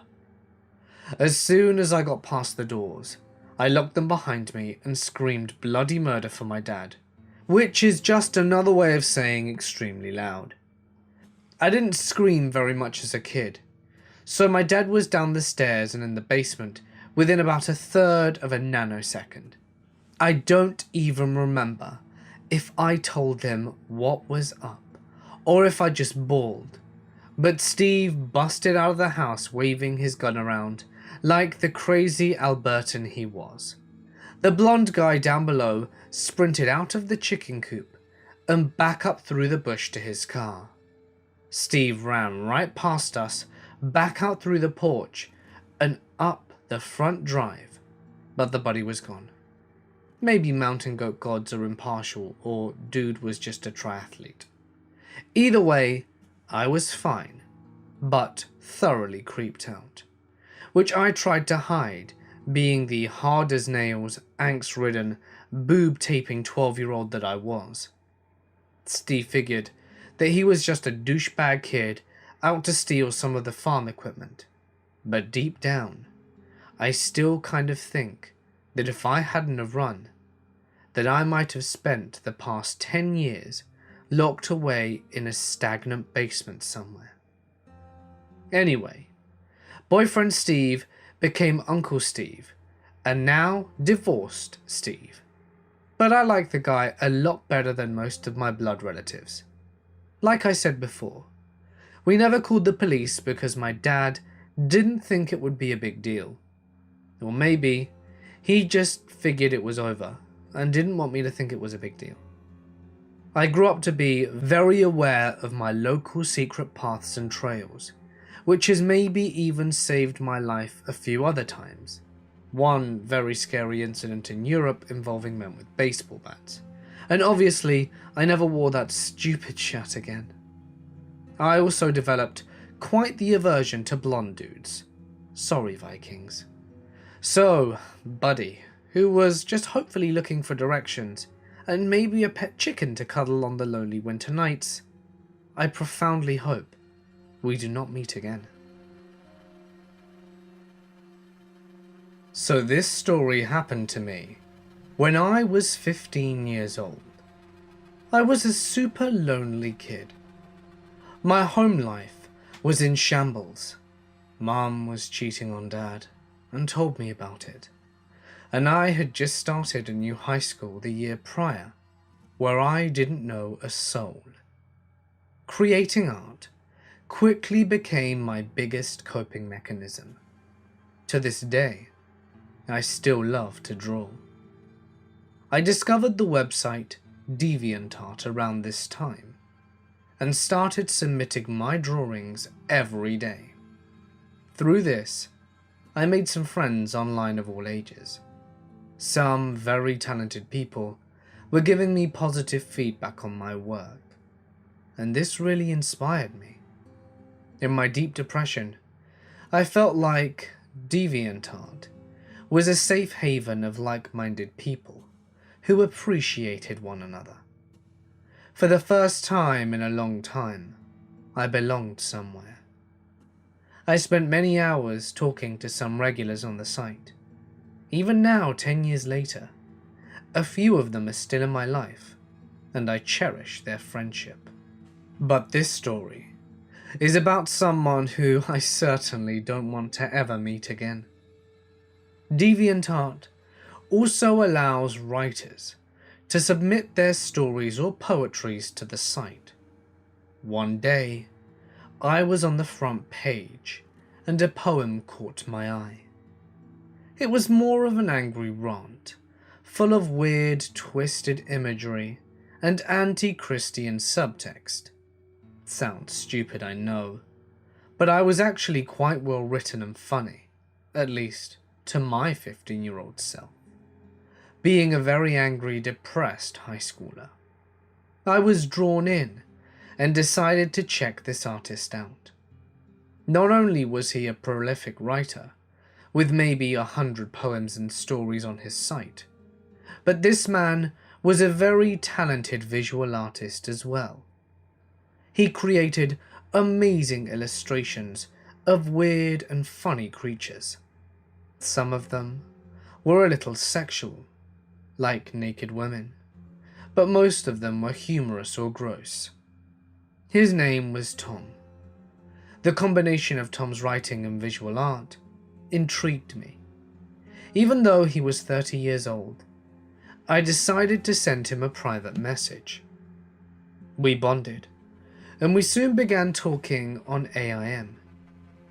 I would look forward to talking to Tom every day, and came straight home after school to connect with him. Chatting for 5 hours was a daily thing for us. In hindsight, my family probably wondered what I was doing, but they never said a word. Anyway, Isolating myself in my room wasn't abnormal at this point. I was so grateful for my artistic friend. I could be as dark and confident as I wanted to be when we talked. I unloaded a lot of my pain onto him, and he told me about his troubles too. Tom even started to write poetry about me, happy poetry, and it made me feel very special, because I had softened this angry dude's heart with my friendship, or so I was led to believe. He was reliable, always online whenever I came home. After about 3 weeks of talking, Tom asked for my phone number because he wanted to hear my voice. I was extremely uncomfortable with this and reluctant. He insisted though, and gave me his number to call.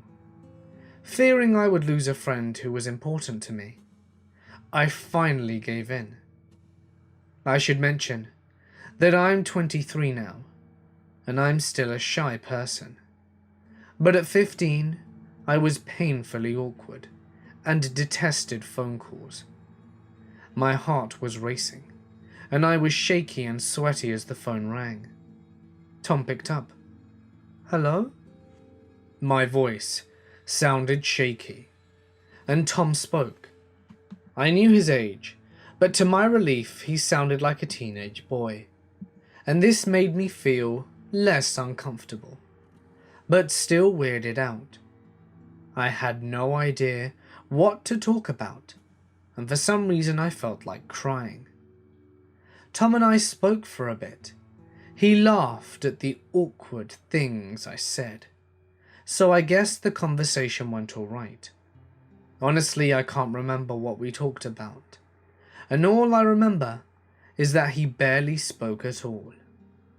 We got off the phone and talked online more. He said how happy he was to hear my voice. I was still pretty upset, but glad that I didn't disappoint him. I hoped that he wouldn't ask me to call him again though, because it was a very stressful experience. But I had poured so much time into talking to this man that I was willing to be uncomfortable to preserve our friendship. My self-esteem was non-existent. The next day, Tom wanted to talk again. On the phone, I could hear him breathing heavily. He was masturbating. I talked about my day at school, some random thoughts, and he stayed silent apart from the breathing. Then, when I was about mid-sentence, he hung up on me. When I asked him what happened over Instant Messenger, he told me I wasn't talking about anything sexy, or something along those lines. I apologized and felt a sense of total failure. The conversations then turned sexual. I told him that I was a virgin, and in reality, I hadn't even had a first kiss. Tom was overjoyed by this. Now, I really had his attention. At this point, it was May, and our relationship progressed to the point that I let him jerk off to my voice, and even sent him some pictures of me in my underwear when he asked. I had no idea what I was doing, but felt like I had to obey him or he wouldn't be my friend. He started to write poetry about taking a girl's virginity. To his fans on DeviantArt, they were just fictional poems about a fictional girl, but I knew that they were really for me. This both thrilled me and made me queasy. My 16th birthday was coming up in June. Tom and I constantly talked about how badly we wanted to see each other. In the back of my mind, I really missed the days before everything got so sexual. I told him there was no way I could ever fly to Florida, where he lived, and Tom insisted on seeing me before my 16th birthday. Eventually, we picked a date. He found a hotel near my family's house that was relatively affordable. and even bought tickets to fly out. The plan was that I would skip school that day and spend the day with him so that he could take my virginity. I can't remember if he was even going to stay more than a day, to be honest. Before we said our goodnights, Tom wrote, "Will you let me get your ass too?" Not a question, a statement. I came home from school one day, and my mum was extremely solemn. She told me that she knew about Tom. Apparently, I had remained signed in on AOL. But I think she actually got my password to see what I was up to. I began to cry and defend Tom at first, but then I admitted I was terrified of him. I was so ashamed that my mum saw our sexual conversations, but she hugged me and told me, "He won't be coming, I promise." She emailed Tom, which really spooked him. Tom began to yell at me and blow up on the phone. He told me he spent $500 on the plane tickets and that he couldn't get them back. I never picked up any of his calls, and he wrote me tons of emails in all the caps, and I still have a few of them saved. He wrote angry, violent poetry on DeviantArt about how I betrayed him. I was devastated and hated myself. On the day Tom was supposed to come visit, I stayed at my best friend's house, which was miles away in a totally different community. My mother gave our apartment building a photo of Tom to make sure nobody let him in. I was totally paranoid that he would pop up for a while after that, but he never did. In fact, I didn't hear from him at all. He stopped submitting any art or poetry. Over a month went by, and Tom was still MIA. My family and I went to Canada for a music festival. Life was slowly going back to normal, and my guilt was somewhat fading, when suddenly, in our hotel room, my phone rang. It was Tom. I tried to pick up, and I can't remember why, but for some reason since we were in Canada, I couldn't talk to him. I think it's because I had an American service provider or something. In any event, he left me messages. My memory is very foggy. He may have actually been texting me. I can't remember at all. A few days later, we took a train back to the US, and as soon as we crossed the border, I sent him a text. I apologized for what happened and explained that I was in Canada, but that I missed him and I hoped he could forgive me. Tom told me the reason he was gone for so long. He said that on the day he was supposed to come and see me, he got very drunk and tried to kill himself. He stabbed himself all over, including his stomach, left hand and legs. Feeling last-minute regret, he called his mother and she called the police.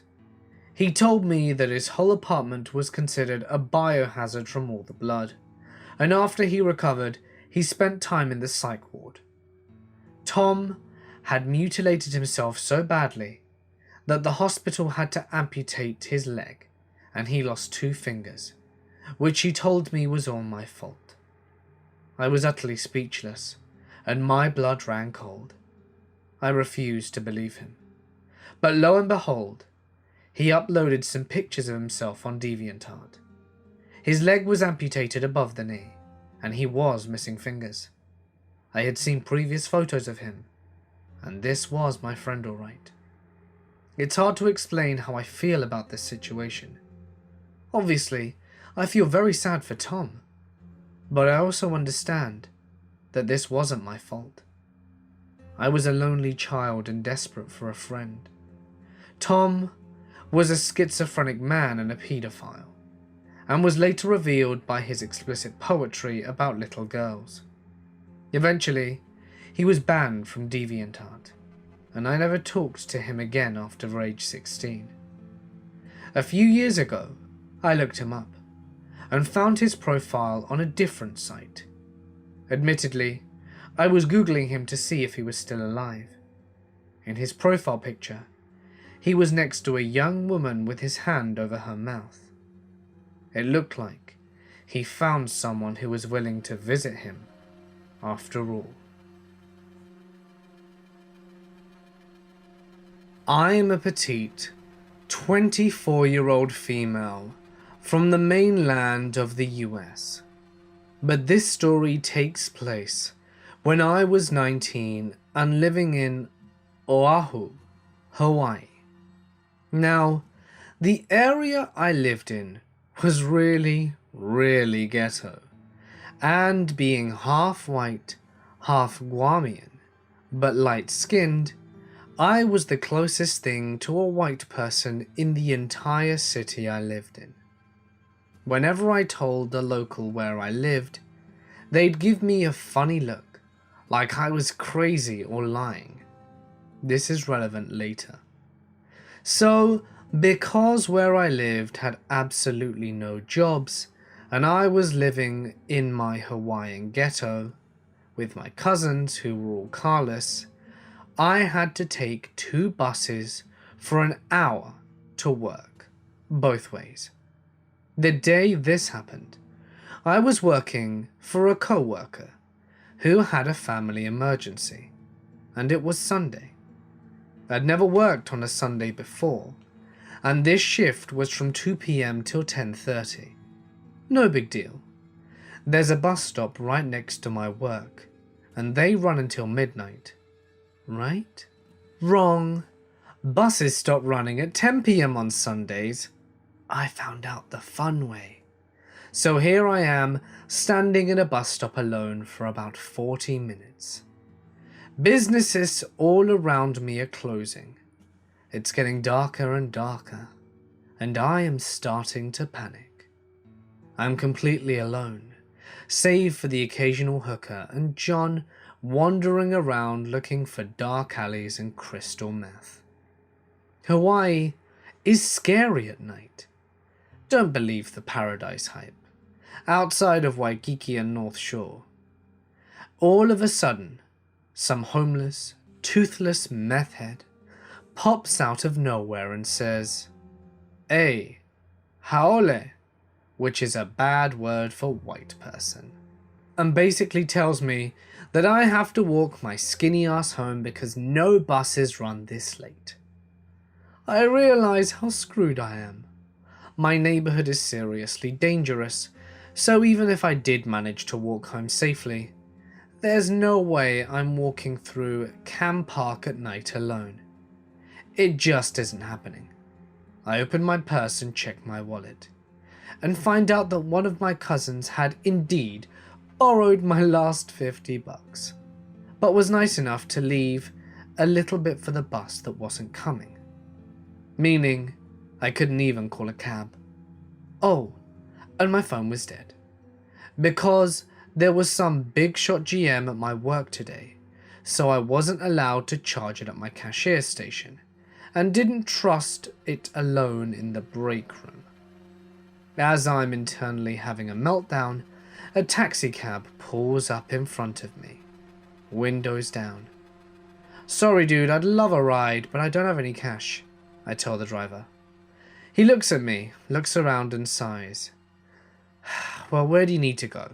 I can't leave you here now that I know you're here. I'll end up seeing you on the 5 o'clock news." I tell him my neighborhood, and he does a double take, then shrugs and motions for me to get into the back. So I happily ignore the foreboding feeling I have in the back of my mind. I've only been living here for 2 months, and my luck has been so shitty. I've been robbed, jumped, tricked into stealing, you name it, it happened. And though they were very sneaky ways, I was just thinking at that moment, my luck was changing. And you guessed it, I was wrong for a second time that night. I hopped into the back seat, gave him my cross street near my house, and tell him I'll get his number and pay him later. Thank God I couldn't remember my address. Everything was normal for the first 20 minutes of the ride. Then he starts asking me very weird questions. "How old are you? Are you a virgin? Are you married? Do you carry a gun in that big purse? I lie and tell him yes on the gun, starting to feel very creeped out. He stops talking after that for a bit, until he notices he's almost out of gas. I look. He really is almost out of gas. So we pull up at a gas station, but instead of parking next to the pump, he parks behind the building near a dumpster and says, "I'm gonna pay for gas and have a snack, and then I'll take you back." I start to say something about needing to get home and he cuts me off. "You're riding for free. Let me eat my goddamn snack." I'm like, "Oh, okay," and consider bolting when he comes back. But I have no idea where we are or how to get home. So instead, when he leaves, I reach into the front and unlock all the doors, just in case. It was an older model, so I know they'd stay unlocked unless he manually locked them again. He comes back empty-handed. No snack. Shit.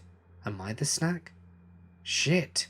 He gets into the front seat, opens the middle console, and pulls out a meth pipe, a bag of meth, a weed pipe, and some weed and a lighter. "Let me have my snack, then we can go." He packs the meth pipe, takes a few hits and blows it at me. Then he starts passing it to me. "I'm good for now, thanks." He looks pissed, but puts it down and grabs the weed pipe, repeating the process. I'm 2 seconds from bolting when he throws the car in reverse and leaves, without pumping any gas, now holding the meth pipe again, and taking the occasional hit. What the hell? What the actual shit? I'm freaking out. This dude is going at 70 on a 30 lane, and is as high as a kite. But the scenery starts to look familiar, and I realize we're 5 minutes away from my house. I look over. Doors are still unlocked. Gotta think fast. His hand is slowly reaching for my knee, and he's looking right at me, not at the road, and he's moaning like my thigh is giving him the world's best orgasm. "We're gonna have fun tonight, baby. I'll teach you how to take a dick." I tell him I'm not interested and he laughs. "Your phone is dead. Who are you gonna call? Ghostbusters? We're in Kalihi, girl." His hand is still on my leg, and he takes a left, away from the street I live on.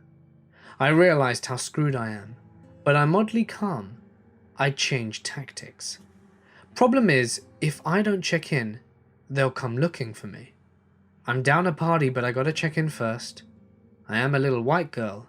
If you don't come home, they'll go check my work, and my co-workers saw me leave with you, and I don't want to get into any trouble. You know how white people are. I'm counting on the fact he doesn't know my family isn't white. I'm counting on the fact that he's high enough not to know I'm lying, and I'm counting on the fact that he didn't see that all my co-workers were gone. He gives me a weird look, and then hands me the meth pipe. "Okay, Howley girl, let's party."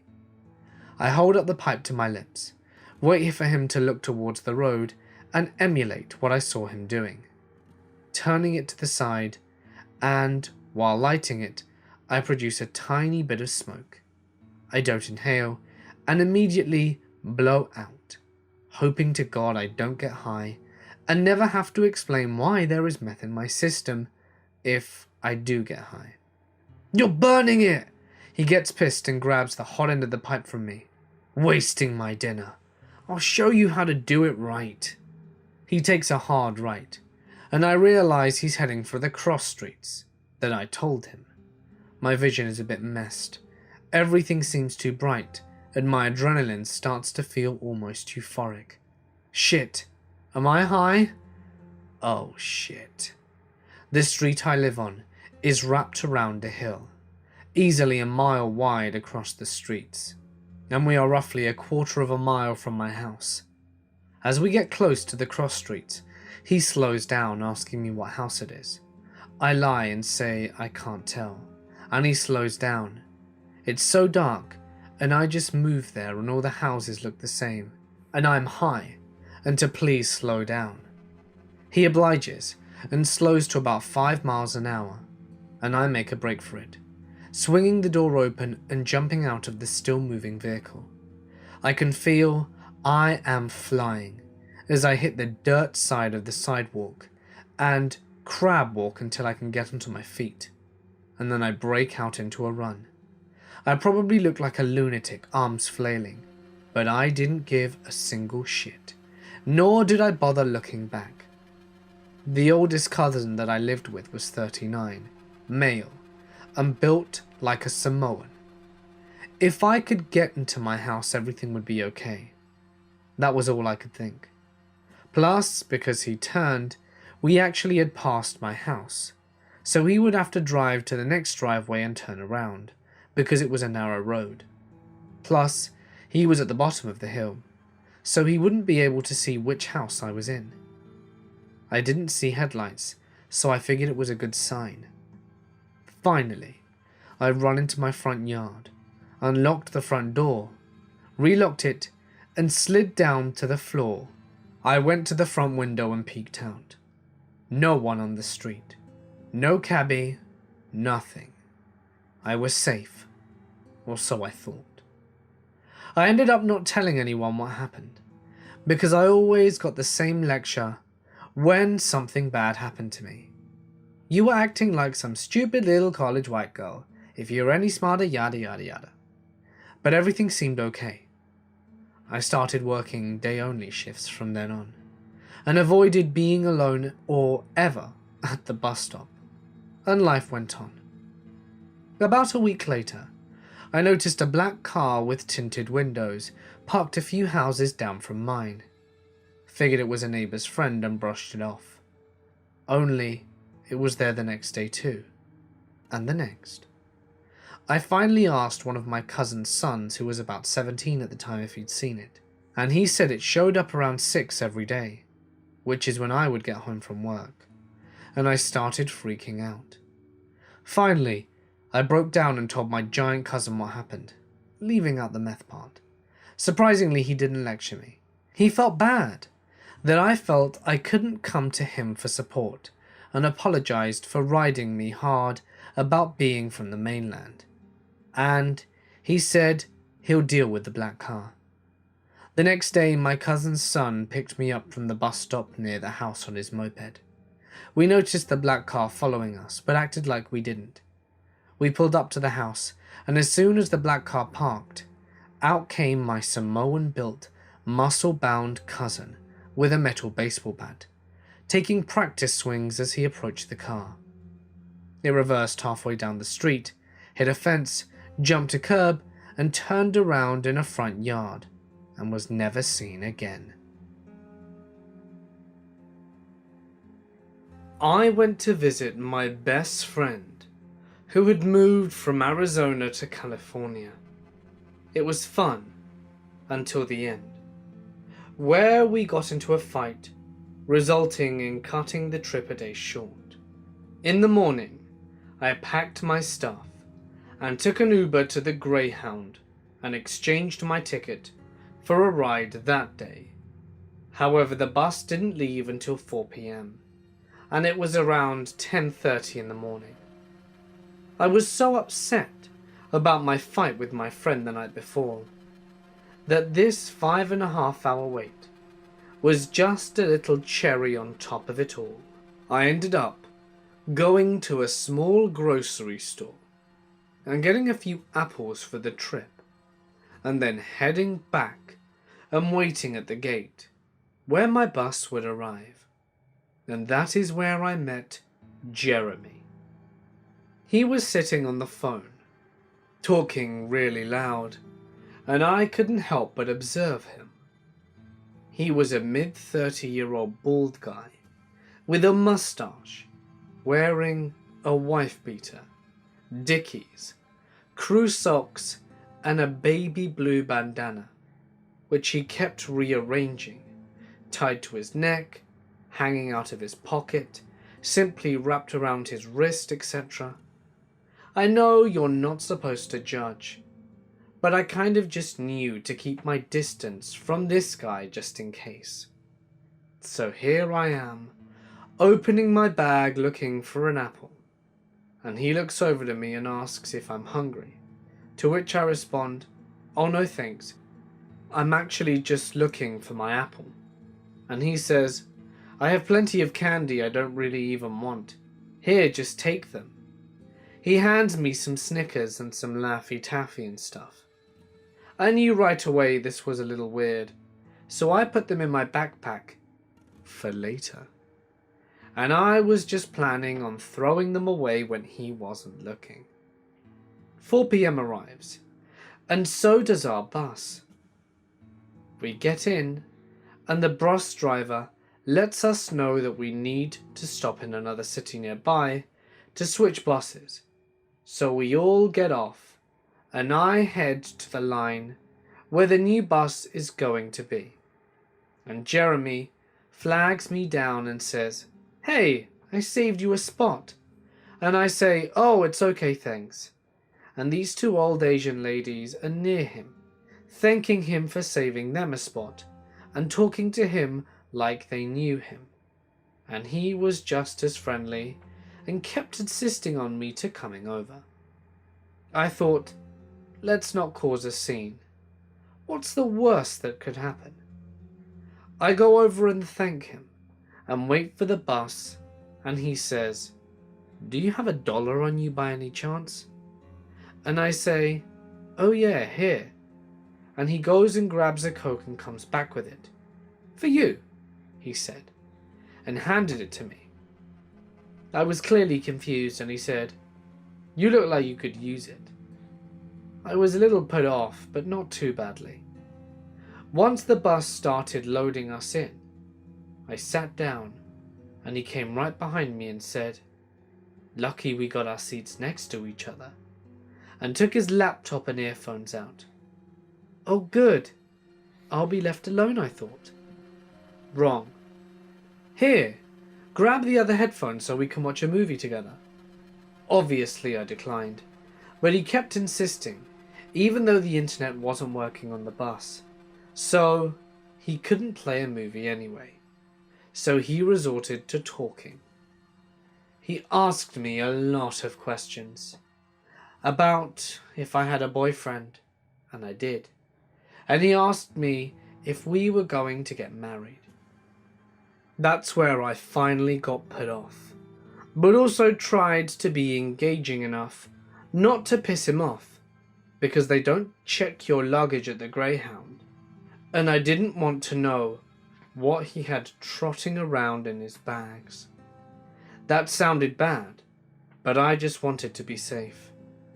Then he starts telling me that he was in California, taking care of his sick dad, yada yada, and that he was heading to Texas to see his estranged wife and kids. He told me about how much he misses them, and how he couldn't wait to go home and be part of their lives again. While he's saying this, he's toying with a little piece of paper that he took out of his pocket in his hand, and I glanced over at it without thinking. He lifts up the paper and says, "Oh yeah, I met a lady, very nice Filipino, and we had a very good time last night, and she gave me some drinks from her homeland for my trip. Want one?" I shook my head, but he gave me one anyway. It was sort of like Humex, a canned fruit drink, and I told him I was okay, but he grabbed himself one and said, "Cheers," and then he started going on about this lady and asking me for advice. Should I call her? Do you think it will make my wife mad? I stared at the can thinking how I could get out of the bus, and he says, "Well, aren't you going to drink it?"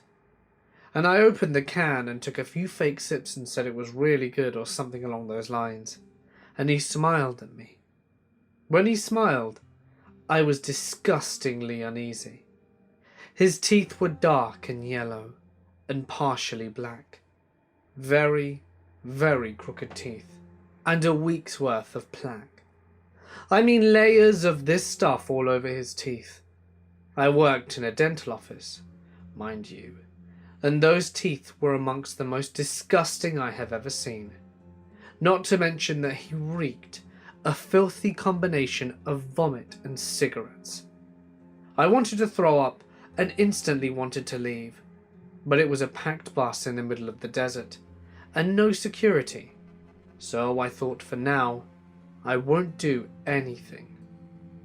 Then he started asking me if I go to church, and he told me he had a special book for me. He handed me some of children's Jesus sing-along songs book and told me it was very clear to him that he wanted me to keep it. I took it and thanked him. I was being short with him at this point and wanted to avoid his breath, which was absolutely nauseating. Cut to many stops later, around 10 or 11. Everyone starts falling asleep, and so does he. But he falls asleep with his legs wide open, and they were rubbing up against my thigh. So I sat with my chin to my knees, sobbing softly so he couldn't hear me. I was so uncomfortable and scared because I didn't know what kind of person he was and couldn't sit anywhere else because the bus was full. The lights were dim on the bus, so nobody saw me, but I wish someone did. I cried for maybe an hour before he woke me up and started trying to rest his head on my shoulders. Then he started mumbling, "Beautiful, sexy," and I thought I was hearing wrong, but I still texted my boyfriend telling him about the creep and what I thought I heard him say, and my boyfriend told me maybe I was overreacting, but I would be soon home nonetheless.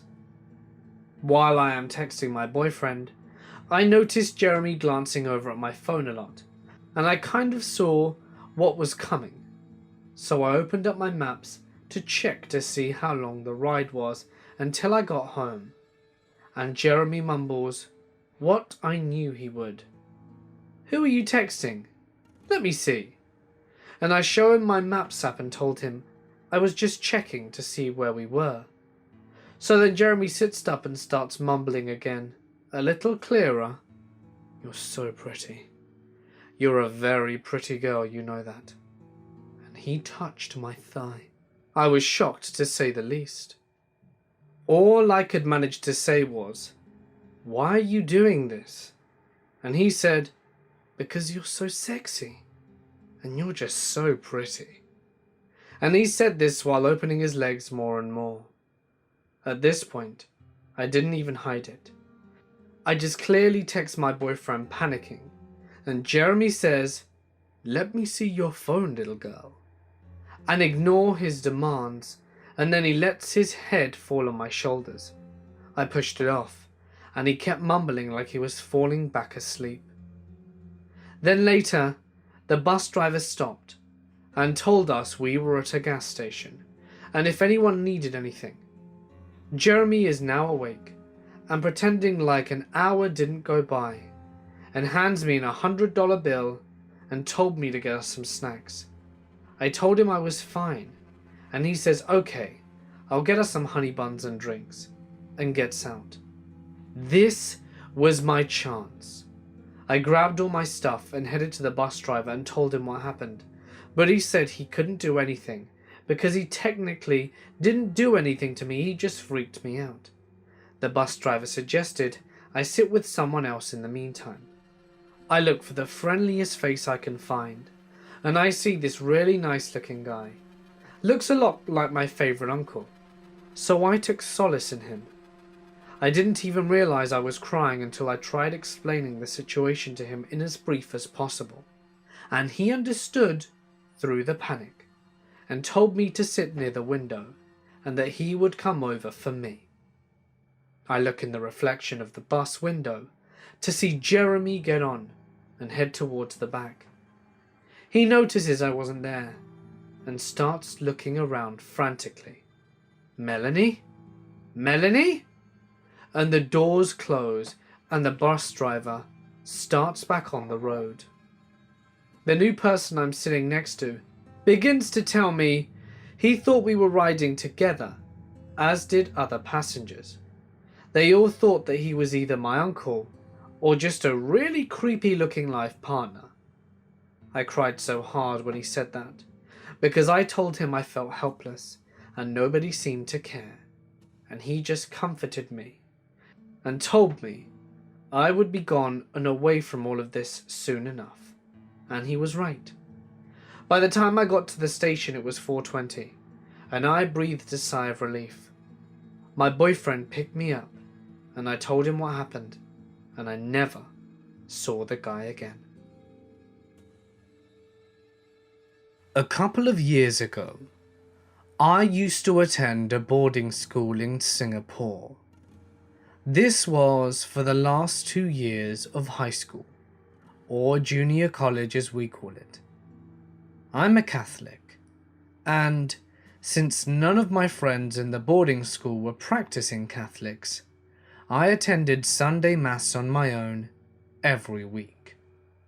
If you've ever been to Singapore, you know it's one of the best countries to get around on your own. It's sometimes even more fun than going around with other people. So, this wasn't something that bothered me very much. This Sunday in question came before a long week of submissions and tests, and I was already stressed to begin with. On top of that, I had also somehow managed to oversleep, as I liked attending the 8 a.m. Mass. It was the one with the best choir, you see.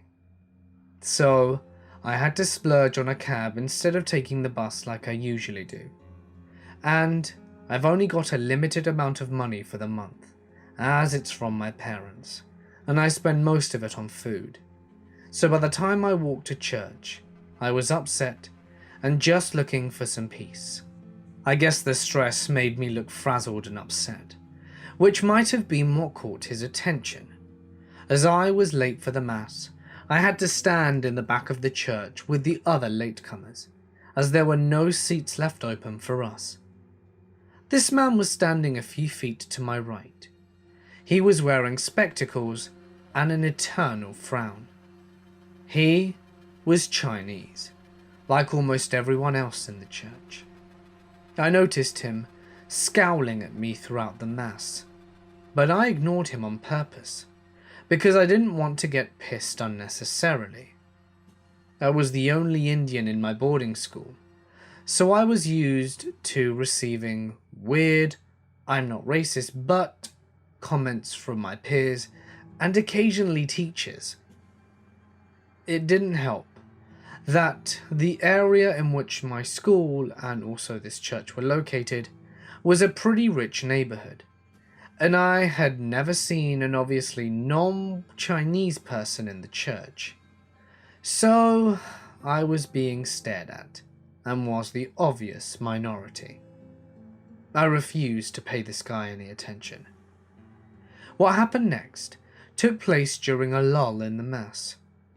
During the distribution of communion, many people tend to move out of church after receiving communion.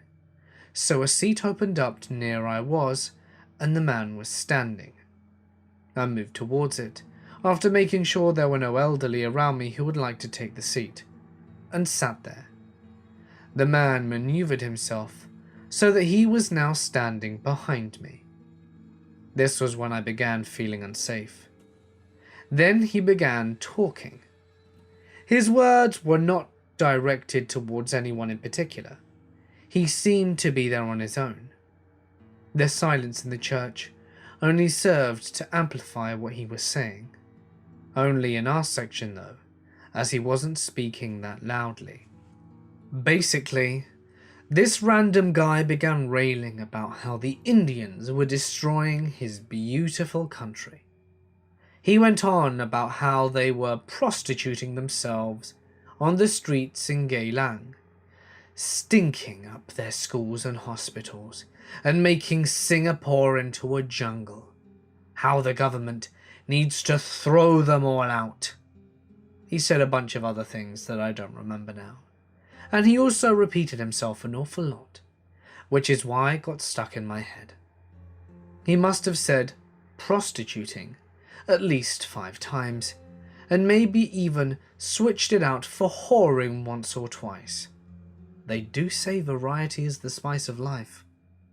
It was obvious that his words were meant for me. I turned around to look at him when he first began, with a kind of expression that said, "Are you kidding me?"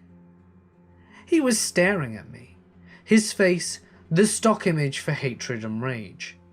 The people around him were shifting uncomfortably. I turned back around, shut my eyes, and willed him quiet. But he didn't shut up. At some point, I began quietly crying. I wanted so badly to move away, to run out of the church, but I was afraid of causing a scene and making people notice me in a way that I didn't want to be noticed. I cannot fully explain the absurdity of the situation. We were in a church. In some other section, the priest was still distributing communion to the Congress.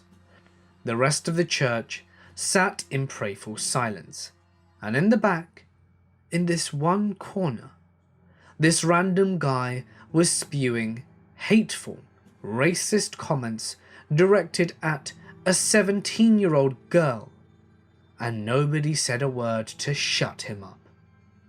When the priest returned to the altar and had us rise for the final blessing, I took the opportunity to get out of my pew and move away from the man. To my horror, he followed. The mass had ended by then, and people were moving towards the exit, as was I. He followed behind me, raised his voice, and asked me where I was going, and called me a prostitute several times. This was when a lady in the vicinity said something like, "Don't say that. Don't use those words." But when I looked at her thinking she would help me get away from this guy, she refused to meet my eye and moved away. We got out of the church and I couldn't see the guy anymore, so I ran blindly towards the exit and in the direction of the bus stop. I couldn't think straight, and I didn't know what I looked like. I had no clue what was happening. I got to the bus stop and decided to get on the first bus that pulled up, even if it was going on the wrong route. I thought I was safe, and got my phone out of my purse. Then I turned around, and just like a horror movie, he was there, walking towards me. The only other people at the bus stop were a woman and a kid. I did not feel confident enough to approach them and ask them for their assistance. With my fingers shaking, I unlocked my phone and called my roommate. She answered the phone groggily. I had probably woken her, and without waiting for her to say anything, I told her very loudly that a strange man had followed me from church to the bus stop, and he had been verbally abusing me, and I did not feel safe.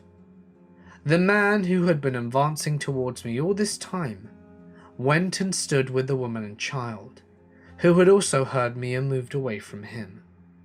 A bus pulled up. I got in, the doors closed, and we pulled away. In that moment, I was so overwhelmed by what had happened that I stood at the entrance of the bus, next to the bus driver, and just burst out crying. I don't even remember what was going through my head. My heart was going crazy in my chest, and I must have been having the worst panic attack. The bus driver and everyone else on the bus was staring at me as if I were crazy. And I probably was. At the next stop, the driver asked me if I was okay, and when I couldn't respond, asked me where I needed to go. I gave him the name of my school, and a passenger who had just gotten onto the bus took me back out, explained to me which bus I would need to take, and asked someone who was waiting at the bus stop to make sure I caught the right bus. Somehow, I got back to my boarding school. I had left my roommate on call, and it had made her extremely worried. By the time I got back to my room, she had notified our mentor and had placed a call to the church to ask if I was still there and if they could find me. They obviously didn't know anything. So I guess that's my story. I just want to clarify that besides that one experience, I had never felt unsafe in Singapore.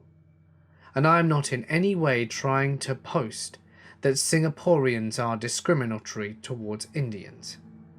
This did shake me though, and I could not bring myself to go back to that church for a long time. I truly hope I am never placed in a similar situation again, or anyone else for that matter.